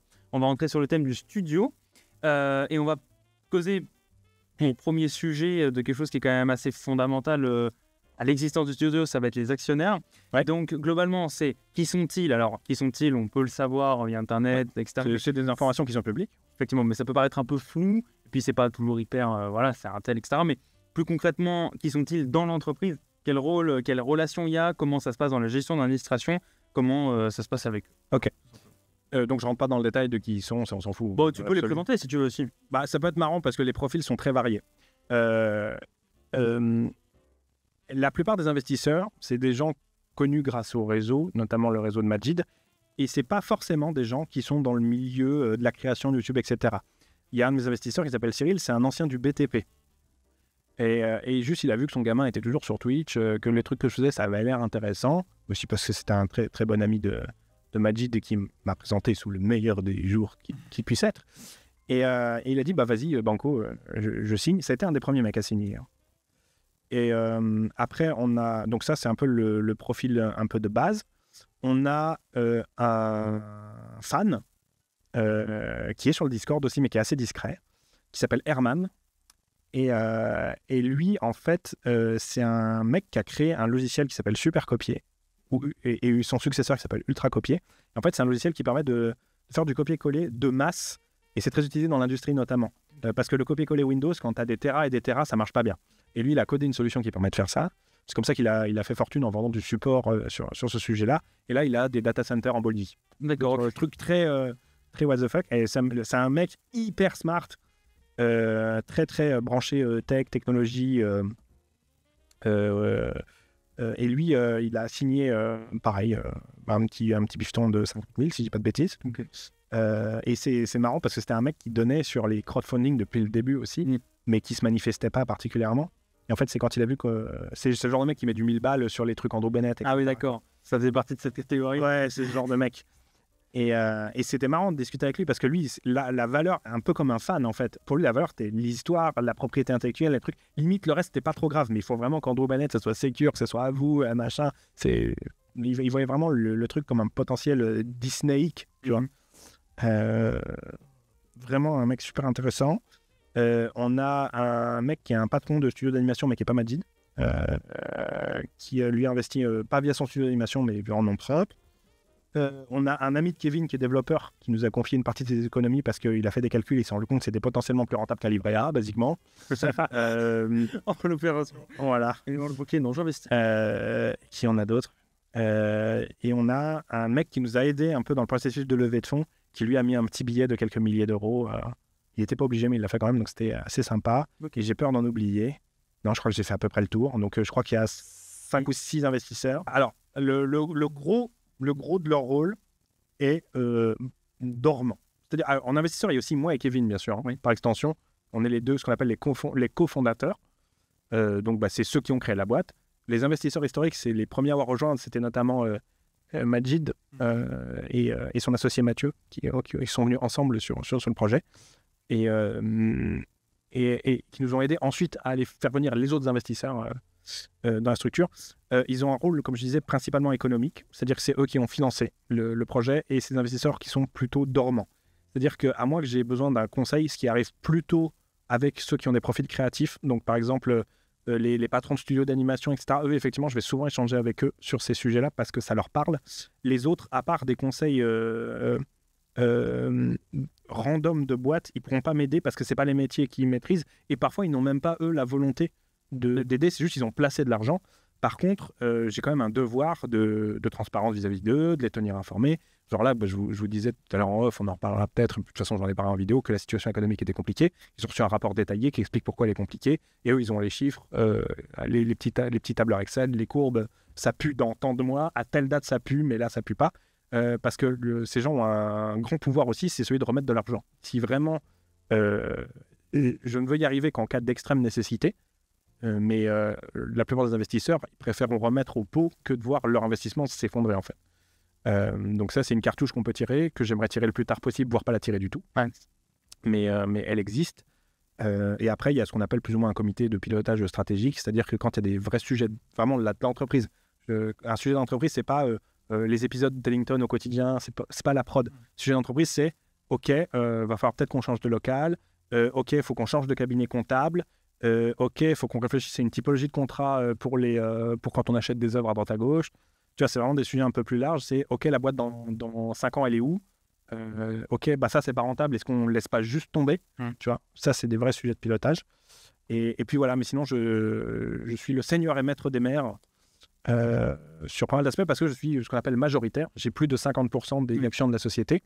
Et en fait, pour expliquer aux gens qui ne savent pas trop comment ça marche, quand tu fais une levée de fonds, tu dis que ton entreprise, elle est valorisée à un certain montant. Cette valeur, c'est pas mal du doigt mouillé, mais c'est aussi basé sur des trucs concrets. Mais en l'occurrence, dans les startups, c'est beaucoup du doigt mouillé. Et en fait, c'est juste, est-ce que les investisseurs acceptent ou pas? Nous, on a fait un truc que beaucoup d'entreprises type startup font, c'est on est valorisé à 1 million d'euros. On vaut 1 million d'euros. Énormément de startups font ça. C'est un peu le plan de départ. Ça veut dire que si tu veux 10% d'entreprise, tu dois donner 10% d'1 million d'euros. Donc 100 000 euros. Voilà, c'est comme ça que ça marche. Et en fait, le pouvoir décisionnel au sein du conseil d'administration, et au prorata de ton pourcentage, qui est en fait un nombre d'actions que tu possèdes dans la société. Et vu que moi, j'ai plus de la moitié des actions disponibles, c'est moi qui ai, entre guillemets, les pleins pouvoirs dans le conseil d'administration, sous réserve que ça n'enfreigne pas un autre document qui, lui, est confidentiel, qu'on appelle le pacte d'associés. Donc ça, c'est pas un truc qui est déposé au greffe, c'est les règles entre les investisseurs qu'ils ont définies entre nous et que je vous détaillerai pas ici. Voilà. Mais du coup, je pense que c'est important que les gens comprennent, parce que ça, c'est une nuance voilà. C'est que l'argent qui est qui a été mis par les investisseurs, c'est le capital, mais c'est pas l'argent qui est utilisé. C'est une base pour pouvoir utiliser d'autres argents. Alors si, c'est l'argent qui est utilisé, c'est de la liquidité. Ah ouais, bien sûr. C'est la liquidité de l'entreprise. Ils financent le projet. J'avais cru comprendre que c'était pour définir les actions, mais que c'était pas de l'argent qui... Si, c'est littéralement des vrais sous. Oui, en fait, ça, oui, des vrais sous, mais je veux dire qui étaient justement coffrés pour pouvoir définir les actions, mais pas qui servaient... Non, c'est de la trésorerie pour l'entreprise, basiquement. En fait, en gros, si tu veux, une action, c'est comme un objet. Tu possèdes ce livre. Bravo, c'est une action. Et en fait, une action, ça a une valeur qui va évoluer au fil du temps et que tu peux racheter, revendre, etc. Donc, c'est comme si chaque action était une feuille de papier et un mec qui a donné, par exemple, je dis n'importe quoi, 50 000 euros, il a reçu 13 000 actions, donc 13 000 feuilles de papier. Ouais. Et après, lui, ces feuilles de papier, il peut les revendre. Son intérêt, c'est de les revendre plus cher que le prix où il les a achetées. Et en fait, mécaniquement, quand une entreprise est en croissance, c'est un peu compliqué pour l'instant, mais elle a quand même du résultat derrière elle, elle a quand même produit des trucs. Donc, en théorie, mécaniquement, une entreprise, sa valeur, et donc la valeur de ses actions va augmenter dans la durée. Okay. Et donc, il y a 2 types de rémunération pour un investisseur, parce qu'il faut bien qu'ils aient un intérêt à mettre de l'argent derrière. C'est ce que je viens de vous dire, c'est-à-dire revendre les petits bouts de papier à d'autres gens. Et c'est là où le pacte d'associés va entrer en ligne de compte. Le pacte d'associés, les règles entre nous, c'est à qui tu as le droit de revendre et dans quel ordre. Pour éviter, par exemple, que tu ailles revendre à des Chinois, Superfame Studio, ce qui pourrait arriver hypothétiquement, tu vois.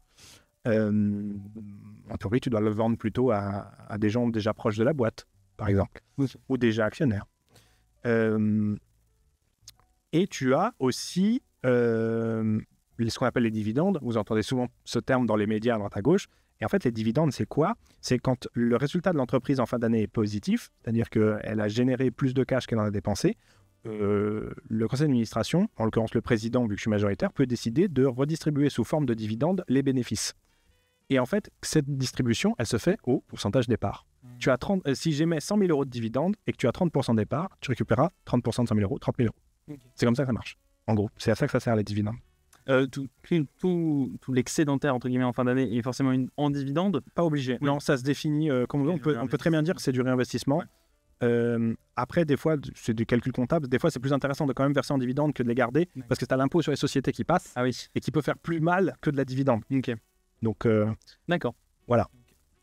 Ah bah, super intéressant. Économique discussion, mais épique discussion, j'ai envie de dire. Mais voilà. Bon, maintenant, ça va être une question plus dédiée aux personnes qui travaillent donc, avec toi. Donc, on a même fait un petit générique avec tout le nom des gens. Donc, ça a commencé par Yue, Captain Lem, Nail, Rémi Pauvert, Gaël Barbans, Majid, les freelances aussi, donc les youtubeurs dont tu as parlé, Bastille, Balo, des stagiaires aussi. Tu as aussi travaillé donc, avec Sunlight, et puis Jeff. Donc, concrètement, aujourd'hui, parce que ça fait pas mal de monde qui sont passés, qui travaille dans l'entreprise et qui fait quoi? Ok, alors à l'heure actuelle et pour l'instant, dans l'entreprise, il n'y a pas d'employé. Donc employé, c'est-à-dire il n'y a personne qui est en contrat type CDI ou quoi. Moi, je suis ce qu'on appelle dirigeant. Non, je suis travailleur non salarié. Avant, j'étais dirigeant assimilé salarié. Ceux qui s'y connaissent en administratif sauront qu'en gros, c'est un patron, mais qui est quand même considéré comme un salarié. Mais ça, les charges là-dessus, elles sont monstrueuses. Et du coup, on a fait comme beaucoup de chefs d'entreprise. En fait, on est travailleurs non salariés, Kevin et moi. Ensuite, il y a Gaël qui est en freelance.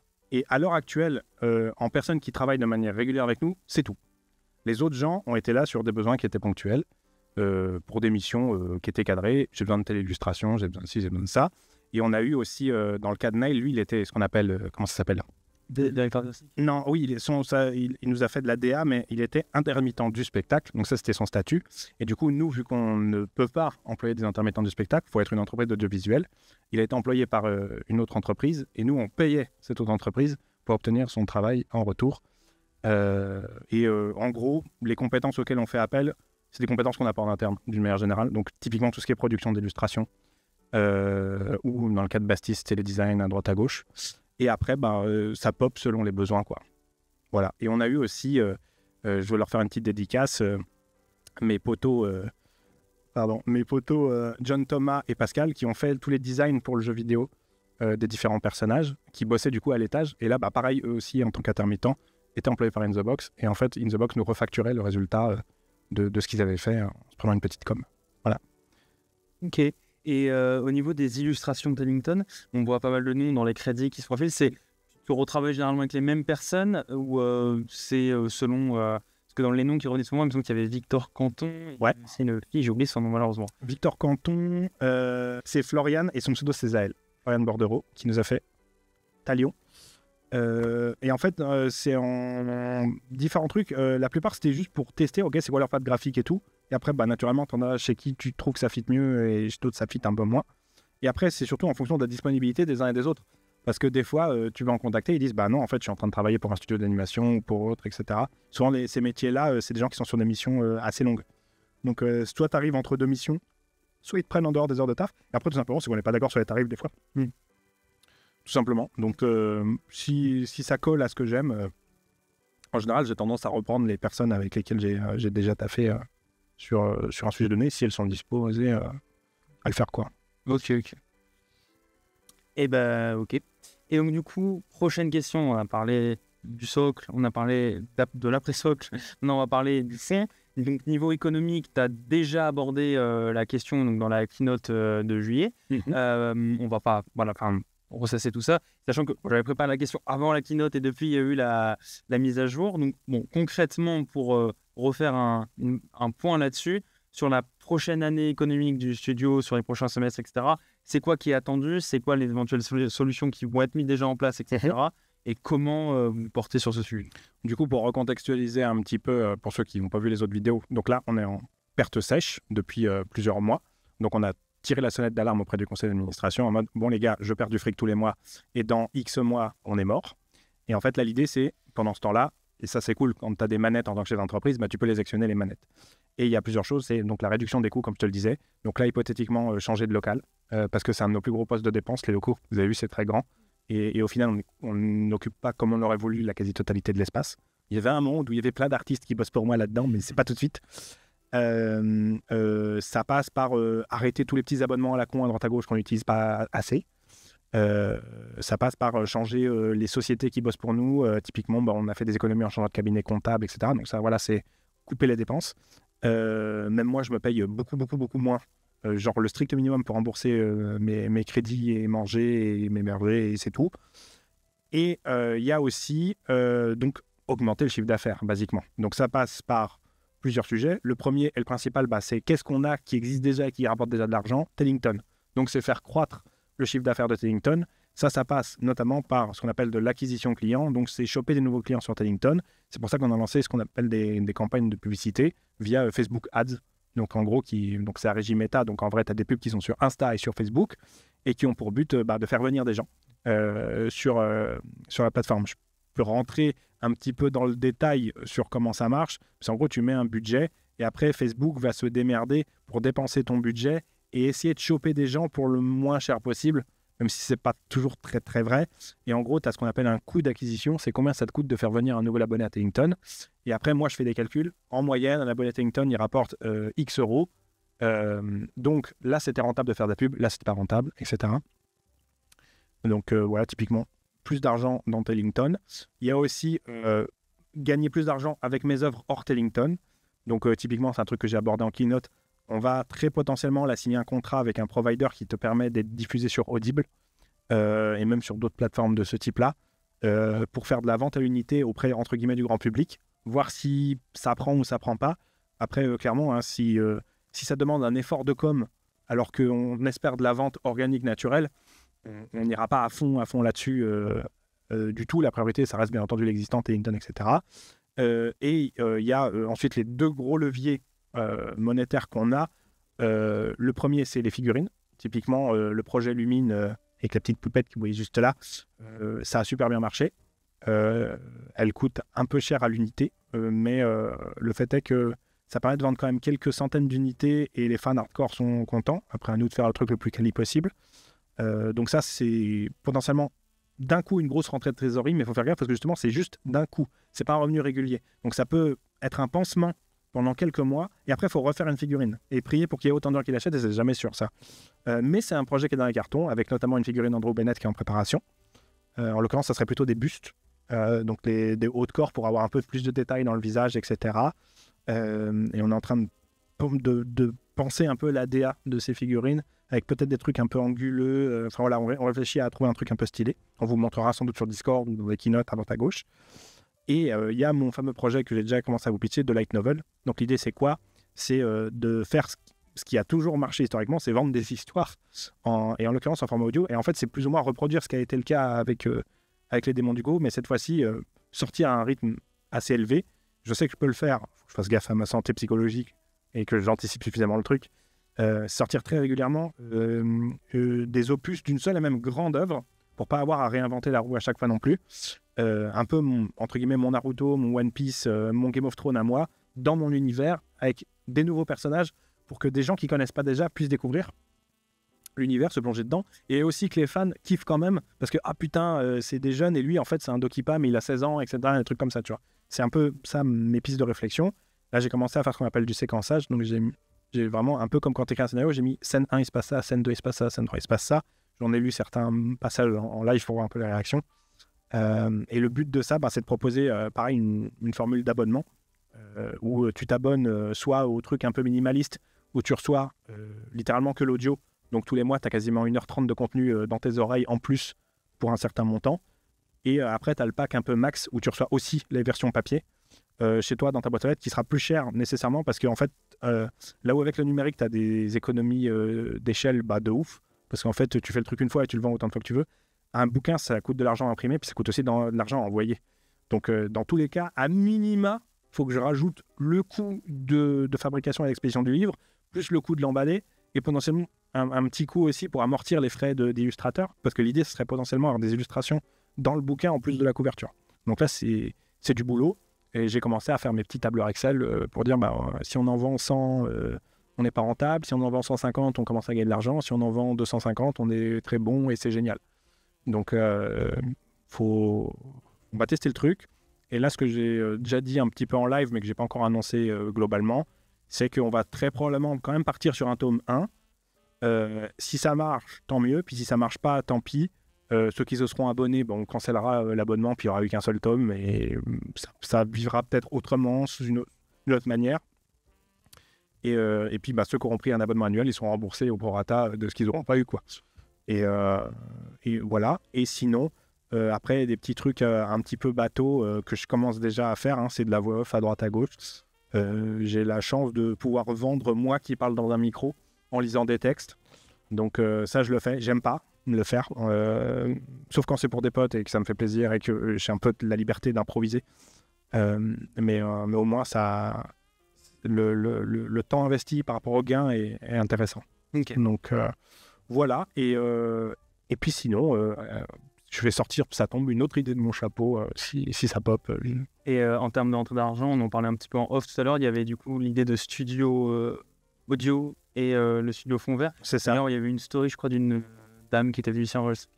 Oui, tout à fait. Maintenant, en l'occurrence, c'était une amie à moi qui a une association qui vient en aide aux enfants en situation de handicap. Et en fait, elle a voulu faire un petit reportage sur son activité.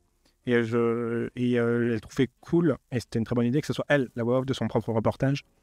Et du coup, en fait, je l'ai aidé à enregistrer. À la base, ça devait juste être tu te débrouilles dans ton coin et tu rec. Et en fait, je lui ai proposé de l'aider. Je l'ai un peu coaché sur comment poser sa voix sur le texte pour que ça sonne bien, pour qu'il y ait des bonnes émotions, etc. Parce que devant un micro, les gens ne sont pas forcément très à l'aise et c'est normal, on n'est pas forcément entraîné à ça. Pareil devant une caméra d'ailleurs. Et voilà. Et il y a aussi potentiellement l'autre truc qu'on explore, c'est louer le studio à nu et les gens se démerdent. Et on a aussi le studio fond vert sur lequel on essaie de faire la même chose, mais pour l'instant, ça fait pas trop mouche, quoi. Il n'y a pas l'air d'avoir de marché pour ça, en tout cas, spécifiquement, sachant que, comme je vous le disais en off, les pertes d'argent sont telles, le déficit plutôt est tel, que en fait, c'est pas des petites mesurettes de j'ai chopé 200 balles là qui vont nous aider. Ouais. C'est vraiment le truc où je rentre d'un coup plus 2 000 euros par mois, ou d'un coup 40 000 euros, ou etc. Tu vois. Mais on se trouve des solutions. Je suis assez confiant sur le fait.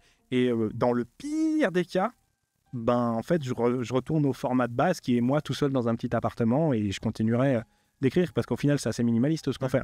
C'est moi qui écris, qui parle dans un micro, 2-3 bouts de mixage et après ça part. Donc ce qui est bien, c'est que le gros de Tellington est développé, la plateforme elle tourne, elle marche, elle fonctionne. Kevin a fait un taf de psychopathe pour que ça marche. Bon, il y a encore un peu des petits bugs, mais globalement, on possède Superflame Studio et ça a énormément de valeur. Beaucoup d'entreprises aimeraient bien avoir ça. Superflame Studio possède un Netflix à lui. Et ça, technologiquement, c'est un truc de psychopathe. Ce qui a été développé, ce qui a été fait par un mec tout seul. Kevin, il a fait ça solo. On a beaucoup discuté avec des concurrents à nous, avec qui on échange régulièrement, qui eux avaient dû faire appel à des agences, qui ont fait appel à des agences, et tu avais des dizaines de mecs qui bossaient dans le truc pour sortir un truc qui était pas forcément à la hauteur de ce qu'ils voulaient eux, tu vois. Alors là où nous, c'est Kevin en full autodidacte, enfin pas autodidacte, mais en full autonomie, on va dire, et qui était drivé par moi. Ah, ça, c'est un truc que les gens savent peut-être pas, c'est peut-être une anecdote. Tous les designs d'interface, après la première passe faite par Bastille, c'est moi qui les ai fait. Typiquement, toute la version PC, c'est moi qui ai créé le design, etc. Et du coup, je me suis formé à Figma, qui est le logiciel qui permet de faire des interfaces. Et j'adore ça. Okay. Je vais faire des interfaces. Tout à l'heure, quand tu as parlé justement de Bastille, je me demandais qui avait fait du coup celle du PC, mais donc... C'est moi. Okay. C'est moi, chez moi. Finalement, sont assez proches de... Je vous montrerai après, si vous voulez, on ira dans la salle, je vous montrerai mes Figma de comment je travaille sur ces trucs. Et ce petit message sur Jeff, ça fait penser à envoyer plein d'amour à Jeff par rapport à ce gros boulot et le fait que c'est aussi pas mal réactif. Ouais, il a fait énormément de taf. Il a une période un peu compliquée perso ces derniers temps. On en parlera publiquement quand tout sera bien réglé des différents côtés. Mais il en a pas mal bavé. Ouais. Donc on lui envoie plein de force, plein de gros bisous. N'hésitez pas à faire coucou Jeff dans le chat. Voilà. Ça lui fera très plaisir. Et dans le... Joyeux amour à Jeff. Voilà. Et dans les commentaires aussi. Ok. Ensuite. C'est à moi. Donc, on parle des chiffres. Ouais. Au début, 6 millions. ça pouvait gagner ça chaque mois. J'aimerais bien. Ah, punaise. Là, je ferais des films. Non, du coup, au début, donc, les bêta-testeurs, et donc les early access, avaient une réduction Oui. de prix par rapport à ceux qui arrivaient après. Et donc, au final, dû à la situation économique, même ceux-là ont dû avoir une augmentation des tarifs. Donc, est-ce que c'est parce que, justement, il n'y a pas eu tant de nouvelles abonnés que ça? Ou est-ce que... C'est exactement ça. En fait, et c'est le problème de la boîte, c'est qu'on est vraiment une entreprise à fanbase. Et dès que tu vas au-delà de la fanbase, ça coûte très cher d'aller chercher de nouvelles personnes. Et surtout, ils ne représentent pas la majorité de la population. En fait, quasiment, je pense, un bon 60%, 70% des abonnés, donc 60 à 70% du chiffre d'affaires, c'est les gens qui sont là quasiment depuis le début ou qui font des allers-retours, comme je vous disais un petit peu tout à l'heure. Et en fait, si on n'augmentait que les nouveaux, entre guillemets, on coulait la boîte encore plus vite. Donc, c'était pas le bon plan. Là, ça a vraiment été une décision un peu crève-cœur qu'on a faite, mais c'était le plus simple pour re-respirer un petit peu. Sachant que, contrairement à énormément d'autres entreprises, on n'avait pas augmenté nos tarifs depuis des années et personne ne fait ça.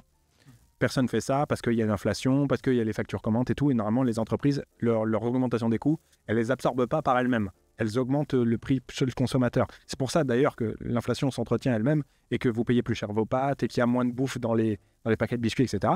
C'est parce qu'en fait, vu que ça coûte plus cher côté entreprise, les entreprises, elles doivent trouver des feintes pour rééquilibrer leur compte, en fait. Et du coup, ça se solde par côté consommateur, soit une augmentation, soit ils se font un peu ken sur les quantités. Et en fait, c'est quand même une augmentation du prix parce qu'en fait, tu payes pareil, mais t'en as moins. Oui. Donc, Et est-ce que du coup, donc cette augmentation des abonnements, tu en avais parlé pour la première fois vers décembre, il me semble, avec décembre, et ça a pris de manière effective en avril? ouais, ça a été acté en avril, ouais. Est-ce que du coup, dès décembre, tu avais une vue sur la situation économique qui commençait à aller mal, ou ça s'est arrivé plus tard? Qu'est-ce qui a motivé du coup à ce moment-là? Parce que du coup, tu as un peu tiré la sonnette d'alarme vers juillet. Ouais. Il y a eu un delta à ce moment-là. En fait, faut savoir que comme beaucoup de startups, et en fait, le problème, c'est qu'on est une boîte hybride. Beaucoup de startups, parce que c'est le modèle, elles démarrent par plein d'argent et on essaie de faire un truc et on fait ce qu'on appelle du cash burn, c'est-à-dire on va dépenser. C'est pas grave d'être à perte. On dépense. Puis s'il faut, on redemande aux investisseurs et puis etc. Et si ça marche pas, on coule. Bon, tant pis. Et si ça marche, victoire, on fait des millions. Et en fait, c'est que moi, au bout d'un moment, au début, on avait bien sûr l'approche de startup parce qu'on se voyait que dans le scénario où ça marche et qu'on fait des millions. Sauf qu'en fait, on s'est rendu compte qu'on était plus proche d'une petite PME, d'une entreprise à la papa. Et moi, j'ai pas forcément envie que ça coule. Après, comme je vous l'ai dit, si jamais ça arrive, pour vous, les consommateurs finaux, ça change quasi rien parce que je continuerai de produire quoi qu'il en coûte, quitte à pas me payer correctement ou quoi. Mais le problème qui a émergé, c'était que non seulement on perdait de l'argent, mais les rentrées ne compensaient pas les pertes. Elles aggravaient la situation parce qu'on gagnait de moins en moins. On a vraiment eu une période où on gagnait. On va pas se mentir, c'était la première année et un peu la deuxième. Enfin, c'était vraiment les débuts de la boîte. Et au bout d'un moment, on a observé qu'en fait, en décembre, on avait des pics de psychopathes parce que tout le monde s'abonne en décembre pour écouter le calendrier mais par contre se désabonne en janvier. On a vraiment des centaines de gens qui font ça, c'est un truc de malade. Et du coup, on se rendait compte que quand tu fais abstraction de ces pics-là et quand tu te poses vraiment sérieusement sur Excel et que tu tires les courbes, en fait, petit à petit, tous les jours, tu perds 1 ou 2 personnes, tous les jours. Et en fait, par mois, ça fait des dizaines, et par beaucoup de mois, ça fait des centaines. Et en fait, c'est pas assez comblé par les nouveaux entrants qui arrivent. Et en fait, comme on a vu que quand on a vraiment vu que le fossé commençait à se creuser, c'est dans les... je dirais 1 mois avant avril, donc mars, Okay. où on a dit, en fait, là, ça va puer. On est passé de « c'est pas grave » à « ça va puer Okay. », en gros. Donc d'où le fait que vers décembre, il y avait... tu disais que ça allait potentiellement augmenter, mais que ça s'est arrivé qu'en avril, finalement, l'augmentation effective. Ouais. En fait, j'essaie toujours d'y aller progressivement plutôt que de dire « Ah, au fait, j'augmente les tarifs, salut ». Donc, j'essaie d'y aller progressivement. Je préviens « Attention, ça pourrait arriver, machin ». Ok. Donc du coup, par rapport à tous ces choix, justement, tu nous parlais de tableur Excel, tu nous parlais de sheets, de tout ça.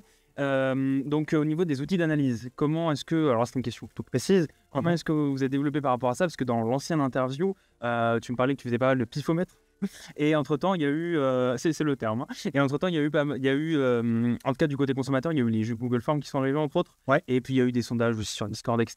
Est-ce que vous, de votre côté, vous avez développé des outils plus poussés par rapport à la plateforme, par rapport à tout ça globalement? Je pourrais vous les montrer en off, mais pas en vidéo. Mais je peux vous montrer. En fait, on a un outil qui s'appelle Grafana. En fait, Grafana, c'est juste un outil qui permet de faire des courbes, des graphiques et tout. Et en fait, ça va piocher directement dans la base de données toutes les infos qu'on a par rapport à Tellington. Et vu que Kevin a développé Tellington pour que Tellington nous donne toutes les informations possibles, quitte à parfois donner trop d'infos, on arrive à avoir un peu une photographie des tendances générales avec le principal pour l'entreprise, les métriques en lien avec l'argent, donc les abonnés qui arrivent, qui partent, combien rapportaient les gens qui sont partis.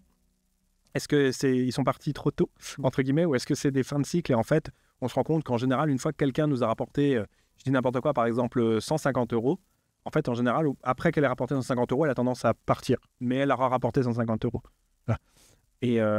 Et du coup, on a toutes ces datas-là qui sont économiques, qui sont celles que je scrute vraiment en tant que chef d'entreprise.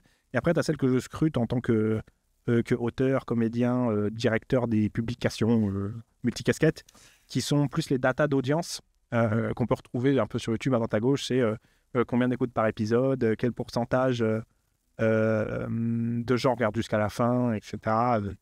Des petits trucs comme ça qui permettent de savoir c'est quoi les séries qui marchent, c'est quoi les séries qui ne marchent pas. Mais ça reste encore assez sommaire, mais ça fait plutôt bien le café et on se rend compte il y a plein de phénomènes statistiques assez intéressants. On a beaucoup de gens qui écoutent en boucle. Ah ouais. J'appelle ça le syndrome de Tellington. T'as vraiment des gens, et je pense que la plupart sont sur le Discord et ils se reconnaîtront, des mecs qui écoutent, mais t'en as, ils ont écouté genre 17 fois le calendrier, des trucs comme ça, quoi. Alors, à moins qu'on ait des petits bugs, c'est possible, mais a priori, il y a bien des gens qui écoutent en boucle. Et je pense qu'en fait, à Tellington, il y a aussi une consommation passive du truc où tu mets, et c'est une ambiance de fond qui est sympa, tu vois. Voilà. Et après, comme tu le disais, effectivement, j'ai repris un peu j'essaie en tout cas d'être un petit peu sur le Discord, je mets des petits messages de temps en temps, je fais des lives quand j'enregistre. Alors le double intérêt effectivement c'est de garder le lien, mais c'est aussi parce que ça motive d'enregistrer en direct, c'est de pas être tout seul comme un con. Je suis très souvent tout seul comme un con. Et c'est aussi pour dans le cas des Google Forms, c'est vraiment pour apprécier l'air du temps, le mood de la commu sur certains sujets, sur certains projets.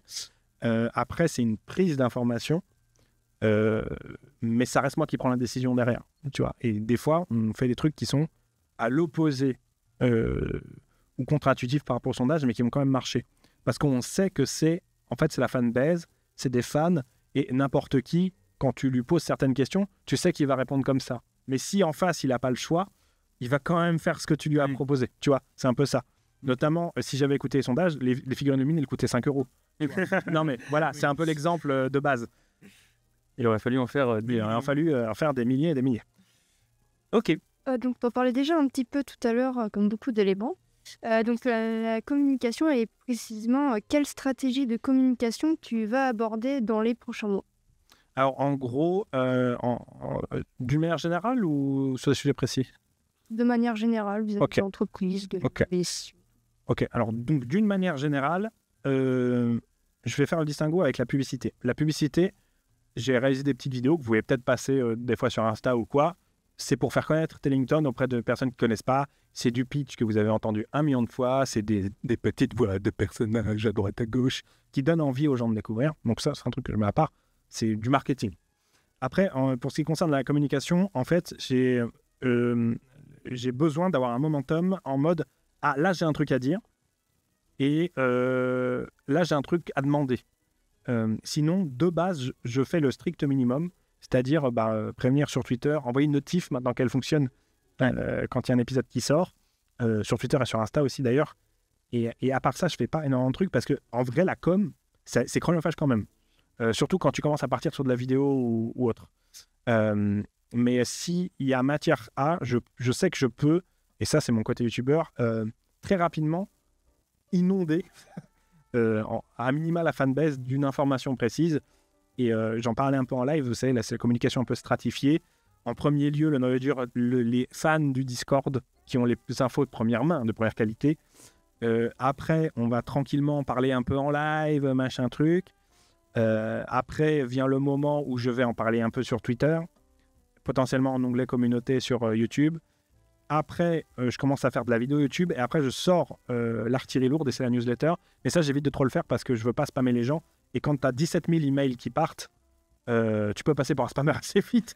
Donc, tu évites de trop le faire. Mais ça, c'est notre arme nucléaire quand on a vraiment besoin de solliciter les gens. Et quand je dis 17 000, c'est le vrai chiffre, quoi. Parce que historiquement, on a eu 17 000 personnes. Et vous avez un bon taux d'ailleurs sur les mails envoyés? On a un assez bon taux d'ouverture, ouais. Ok, parce qu'en fait, c'est des gens qui ont choisi d'être là. Et en fait, le truc qu'on fait et que font pas à tort beaucoup d'entreprises, c'est que nous, quand tu te désabonnes à la newsletter, tu es vraiment désabonné. Du coup, en fait, les gens qui veulent pas, ils se barrent. Donc, en fait, il reste à peu près que des gens qui sont intéressés ou des gens qui sont passés à autre chose. Hein. J'ai pas 17 000 ouvertures. Mais sur certaines newsletters, on a jusqu'à 30% d'ouverture, quoi. Okay. Donc, quasi un mec sur 3 qui ouvre ton mail, c'est pas dégueu. Hein. Okay. C'est vraiment pas dégueu. Oui, parce qu'en plus, ce qui était malin avec vous, c'est que la plupart des entreprises, tu t'abonnes à la newsletter, tu ne sais pas d'où. En fait, c'est la petite case que tu as cochée quand tu t'écris un clic. Il faut aller enlever toutes les préférences. Vous, c'était l'onglet.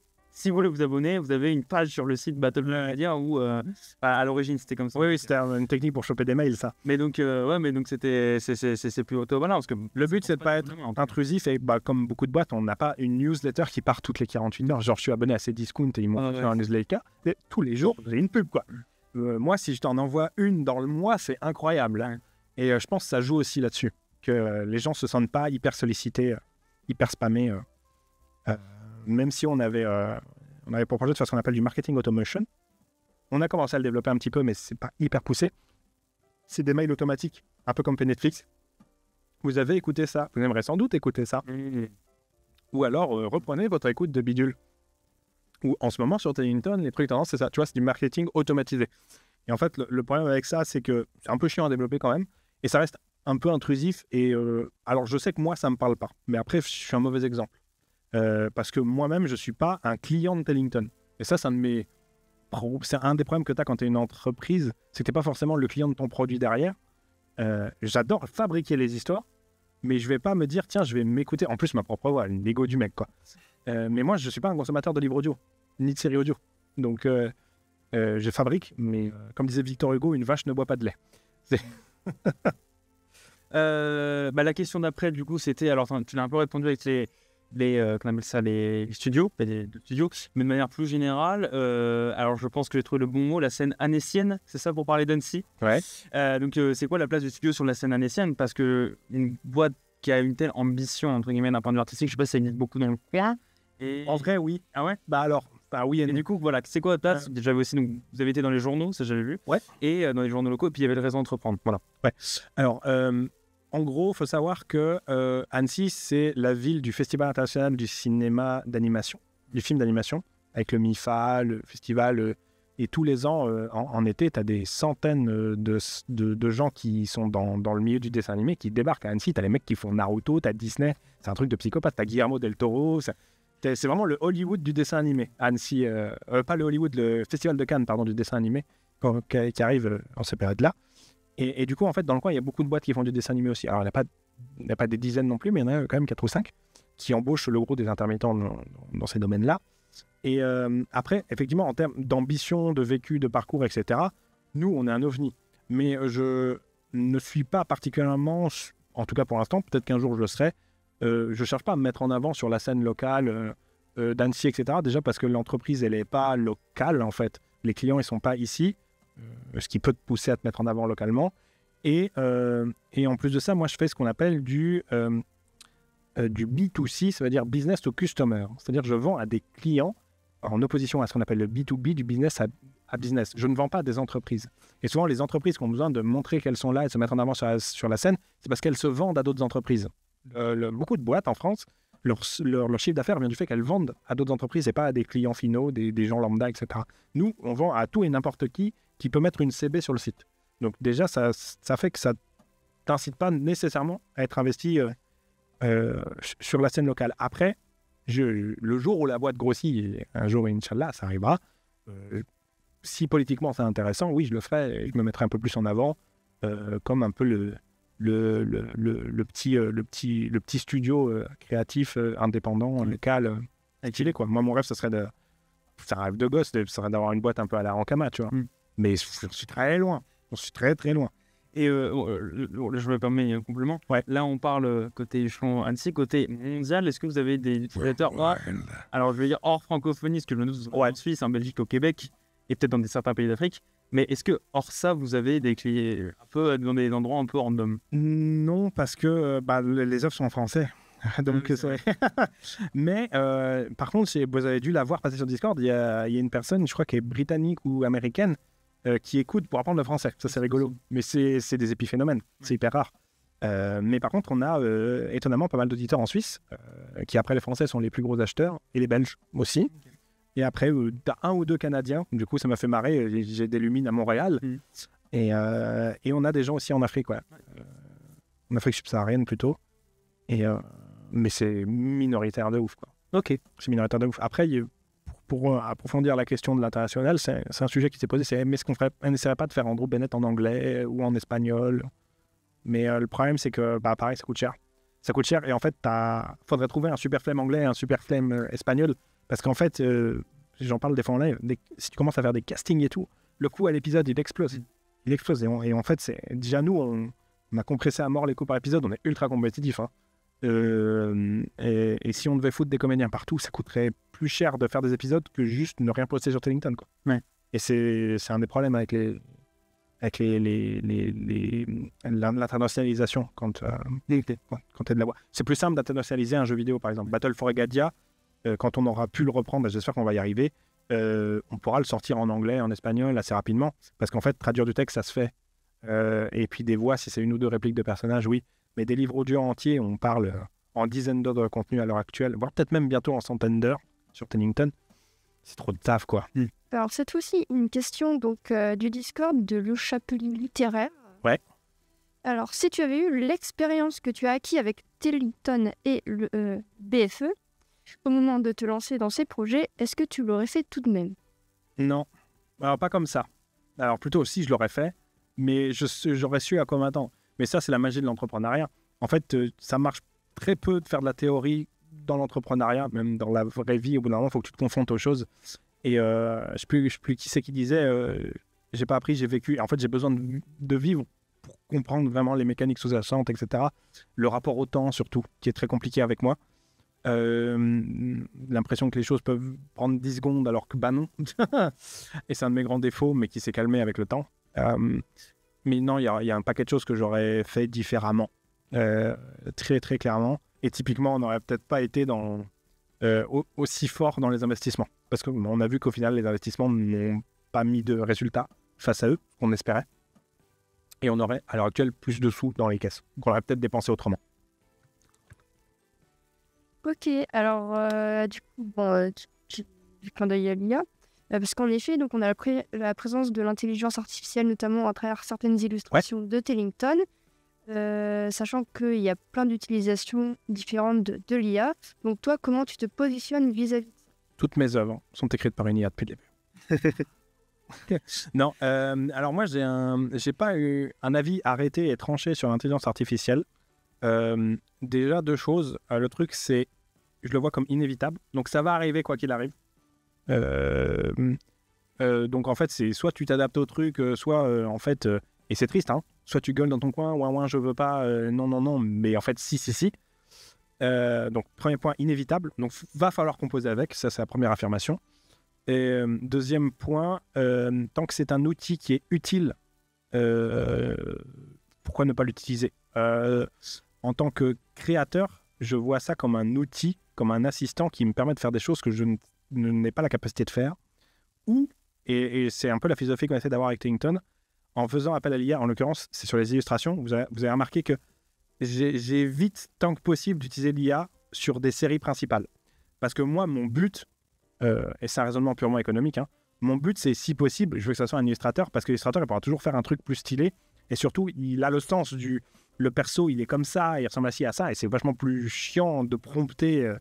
essayer de faire un Andrew Bennett sans image de référence ou quoi, vous allez galérer. Et justement, toutes les fois où en fait ça me coûte quelques centimes de génération, bah, c'est une économie de réaliser pour pouvoir payer, par exemple, un illustrateur 300 ou 400 euros sur une illu après, tu vois. Et si, en fait, je devais payer à 100% des illus, bah, je pourrais pas le faire. Et en fait, s'il n'y avait pas l'IA, c'est ça aussi que je tiens à pointer du doigt. S'il n'y avait pas l'IA, j'aurais pas pris un illustrateur. J'aurais mis une image photostock ou j'aurais gribouillé un truc moi. Parce que j'ai pas les moyens d'en mettre un, en fait. Donc là où je suis pas d'accord, c'est quand ça remplace de manière effective et certaine. T'avais Maurice qui dessinait, t'as viré Maurice, t'as mis Midjourney, là je suis pas d'accord. Par contre, si il y a son père et à la place de mettre quelqu'un, tu mets une IA, mais t'avais pas la possibilité de mettre quelqu'un, et là c'est notre cas, bah moi je n'y vois pas d'inconvénient tant que c'est clair et transparent. Quand il y a une IA, normalement c'est dit partout. Il y a peut-être une ou deux séries où j'ai oublié de mettre le label, mais je mets Illustrator, c'est fait par une IA, je banane pas les gens. Et vous avez remarqué aussi, sur la boutique, tu ne peux pas acheter un truc où c'est une IA qui a fait l'image. Parce que je veux pas, c'est un peu la limite. Ce truc, ça m'a coûté 10 centimes, je ne veux pas que ça génère forcément à outrance du cash derrière.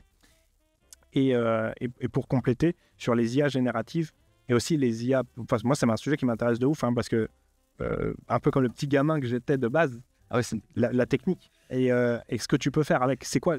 Moi, je vois tout de suite, qu'est-ce que je vais pouvoir créer plus facilement? Donc, sur la génération de texte, à la base, je voulais lui faire bouffer tous mes romans, et pour qu'il me génère non pas des épisodes, j'ai essayé de le faire, hein, comme n'importe qui par curiosité, ça n'a pas marché, c'était dégueulasse. Ça respecte pas les persos, ça invente des persos, ça invente des événements qui n'ont pas eu lieu, ça hallucine beaucoup. Mais c'était déjà pour un genre de Wikipédia qui peut me redire mes propres infos parce que j'oublie beaucoup de choses. Pour l'instant, j'ai pas eu de résultat concluant.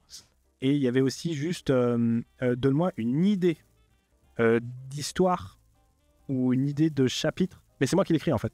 C'est juste aide-moi à réfléchir, comme si tu étais avec un co-auteur dans une salle, là où ça m'intéresse. Et après, il y avait l'aspect voix, où je suis curieux d'utiliser des IA qui permettent de générer des voix. Alors, pas pour voler des voix d'artistes qui existent déjà. Pour moi, c'est hors de question. Vous ne me verrez jamais piquer la voix d'un comédien de doublage dans ta gauche. C'est un métier que j'adore, etc.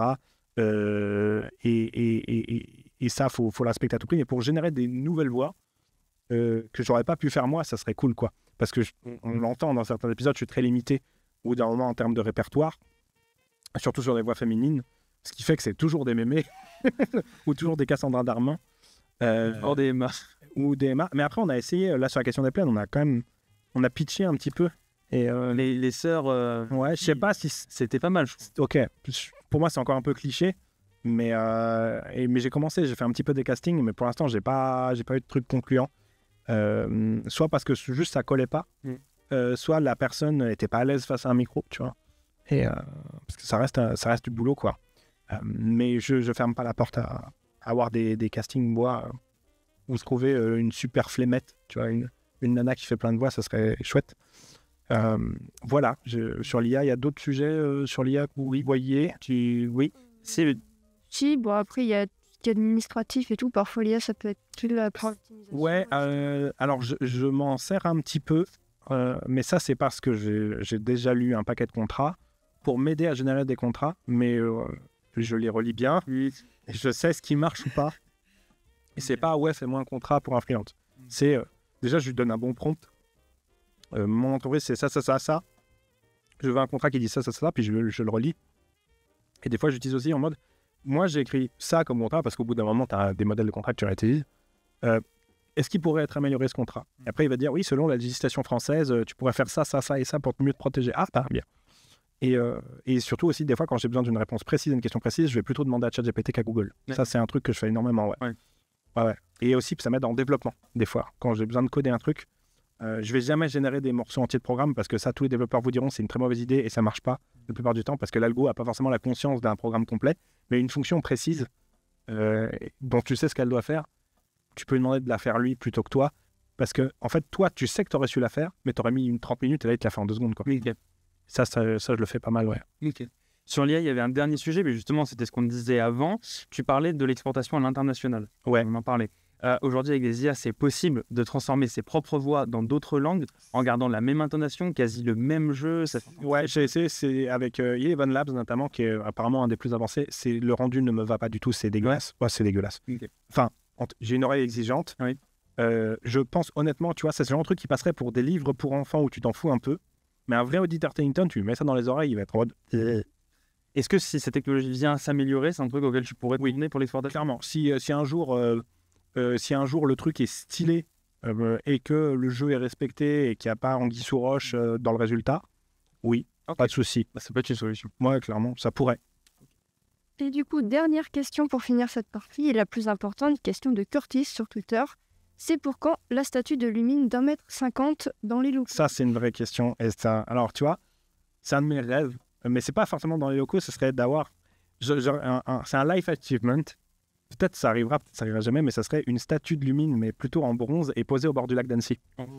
Tu vois, et qui regarde droit vers le lac ou un truc comme ça, en mode c'est Isenak et les yeux qui pétillent en mode c'est chez moi, tu vois.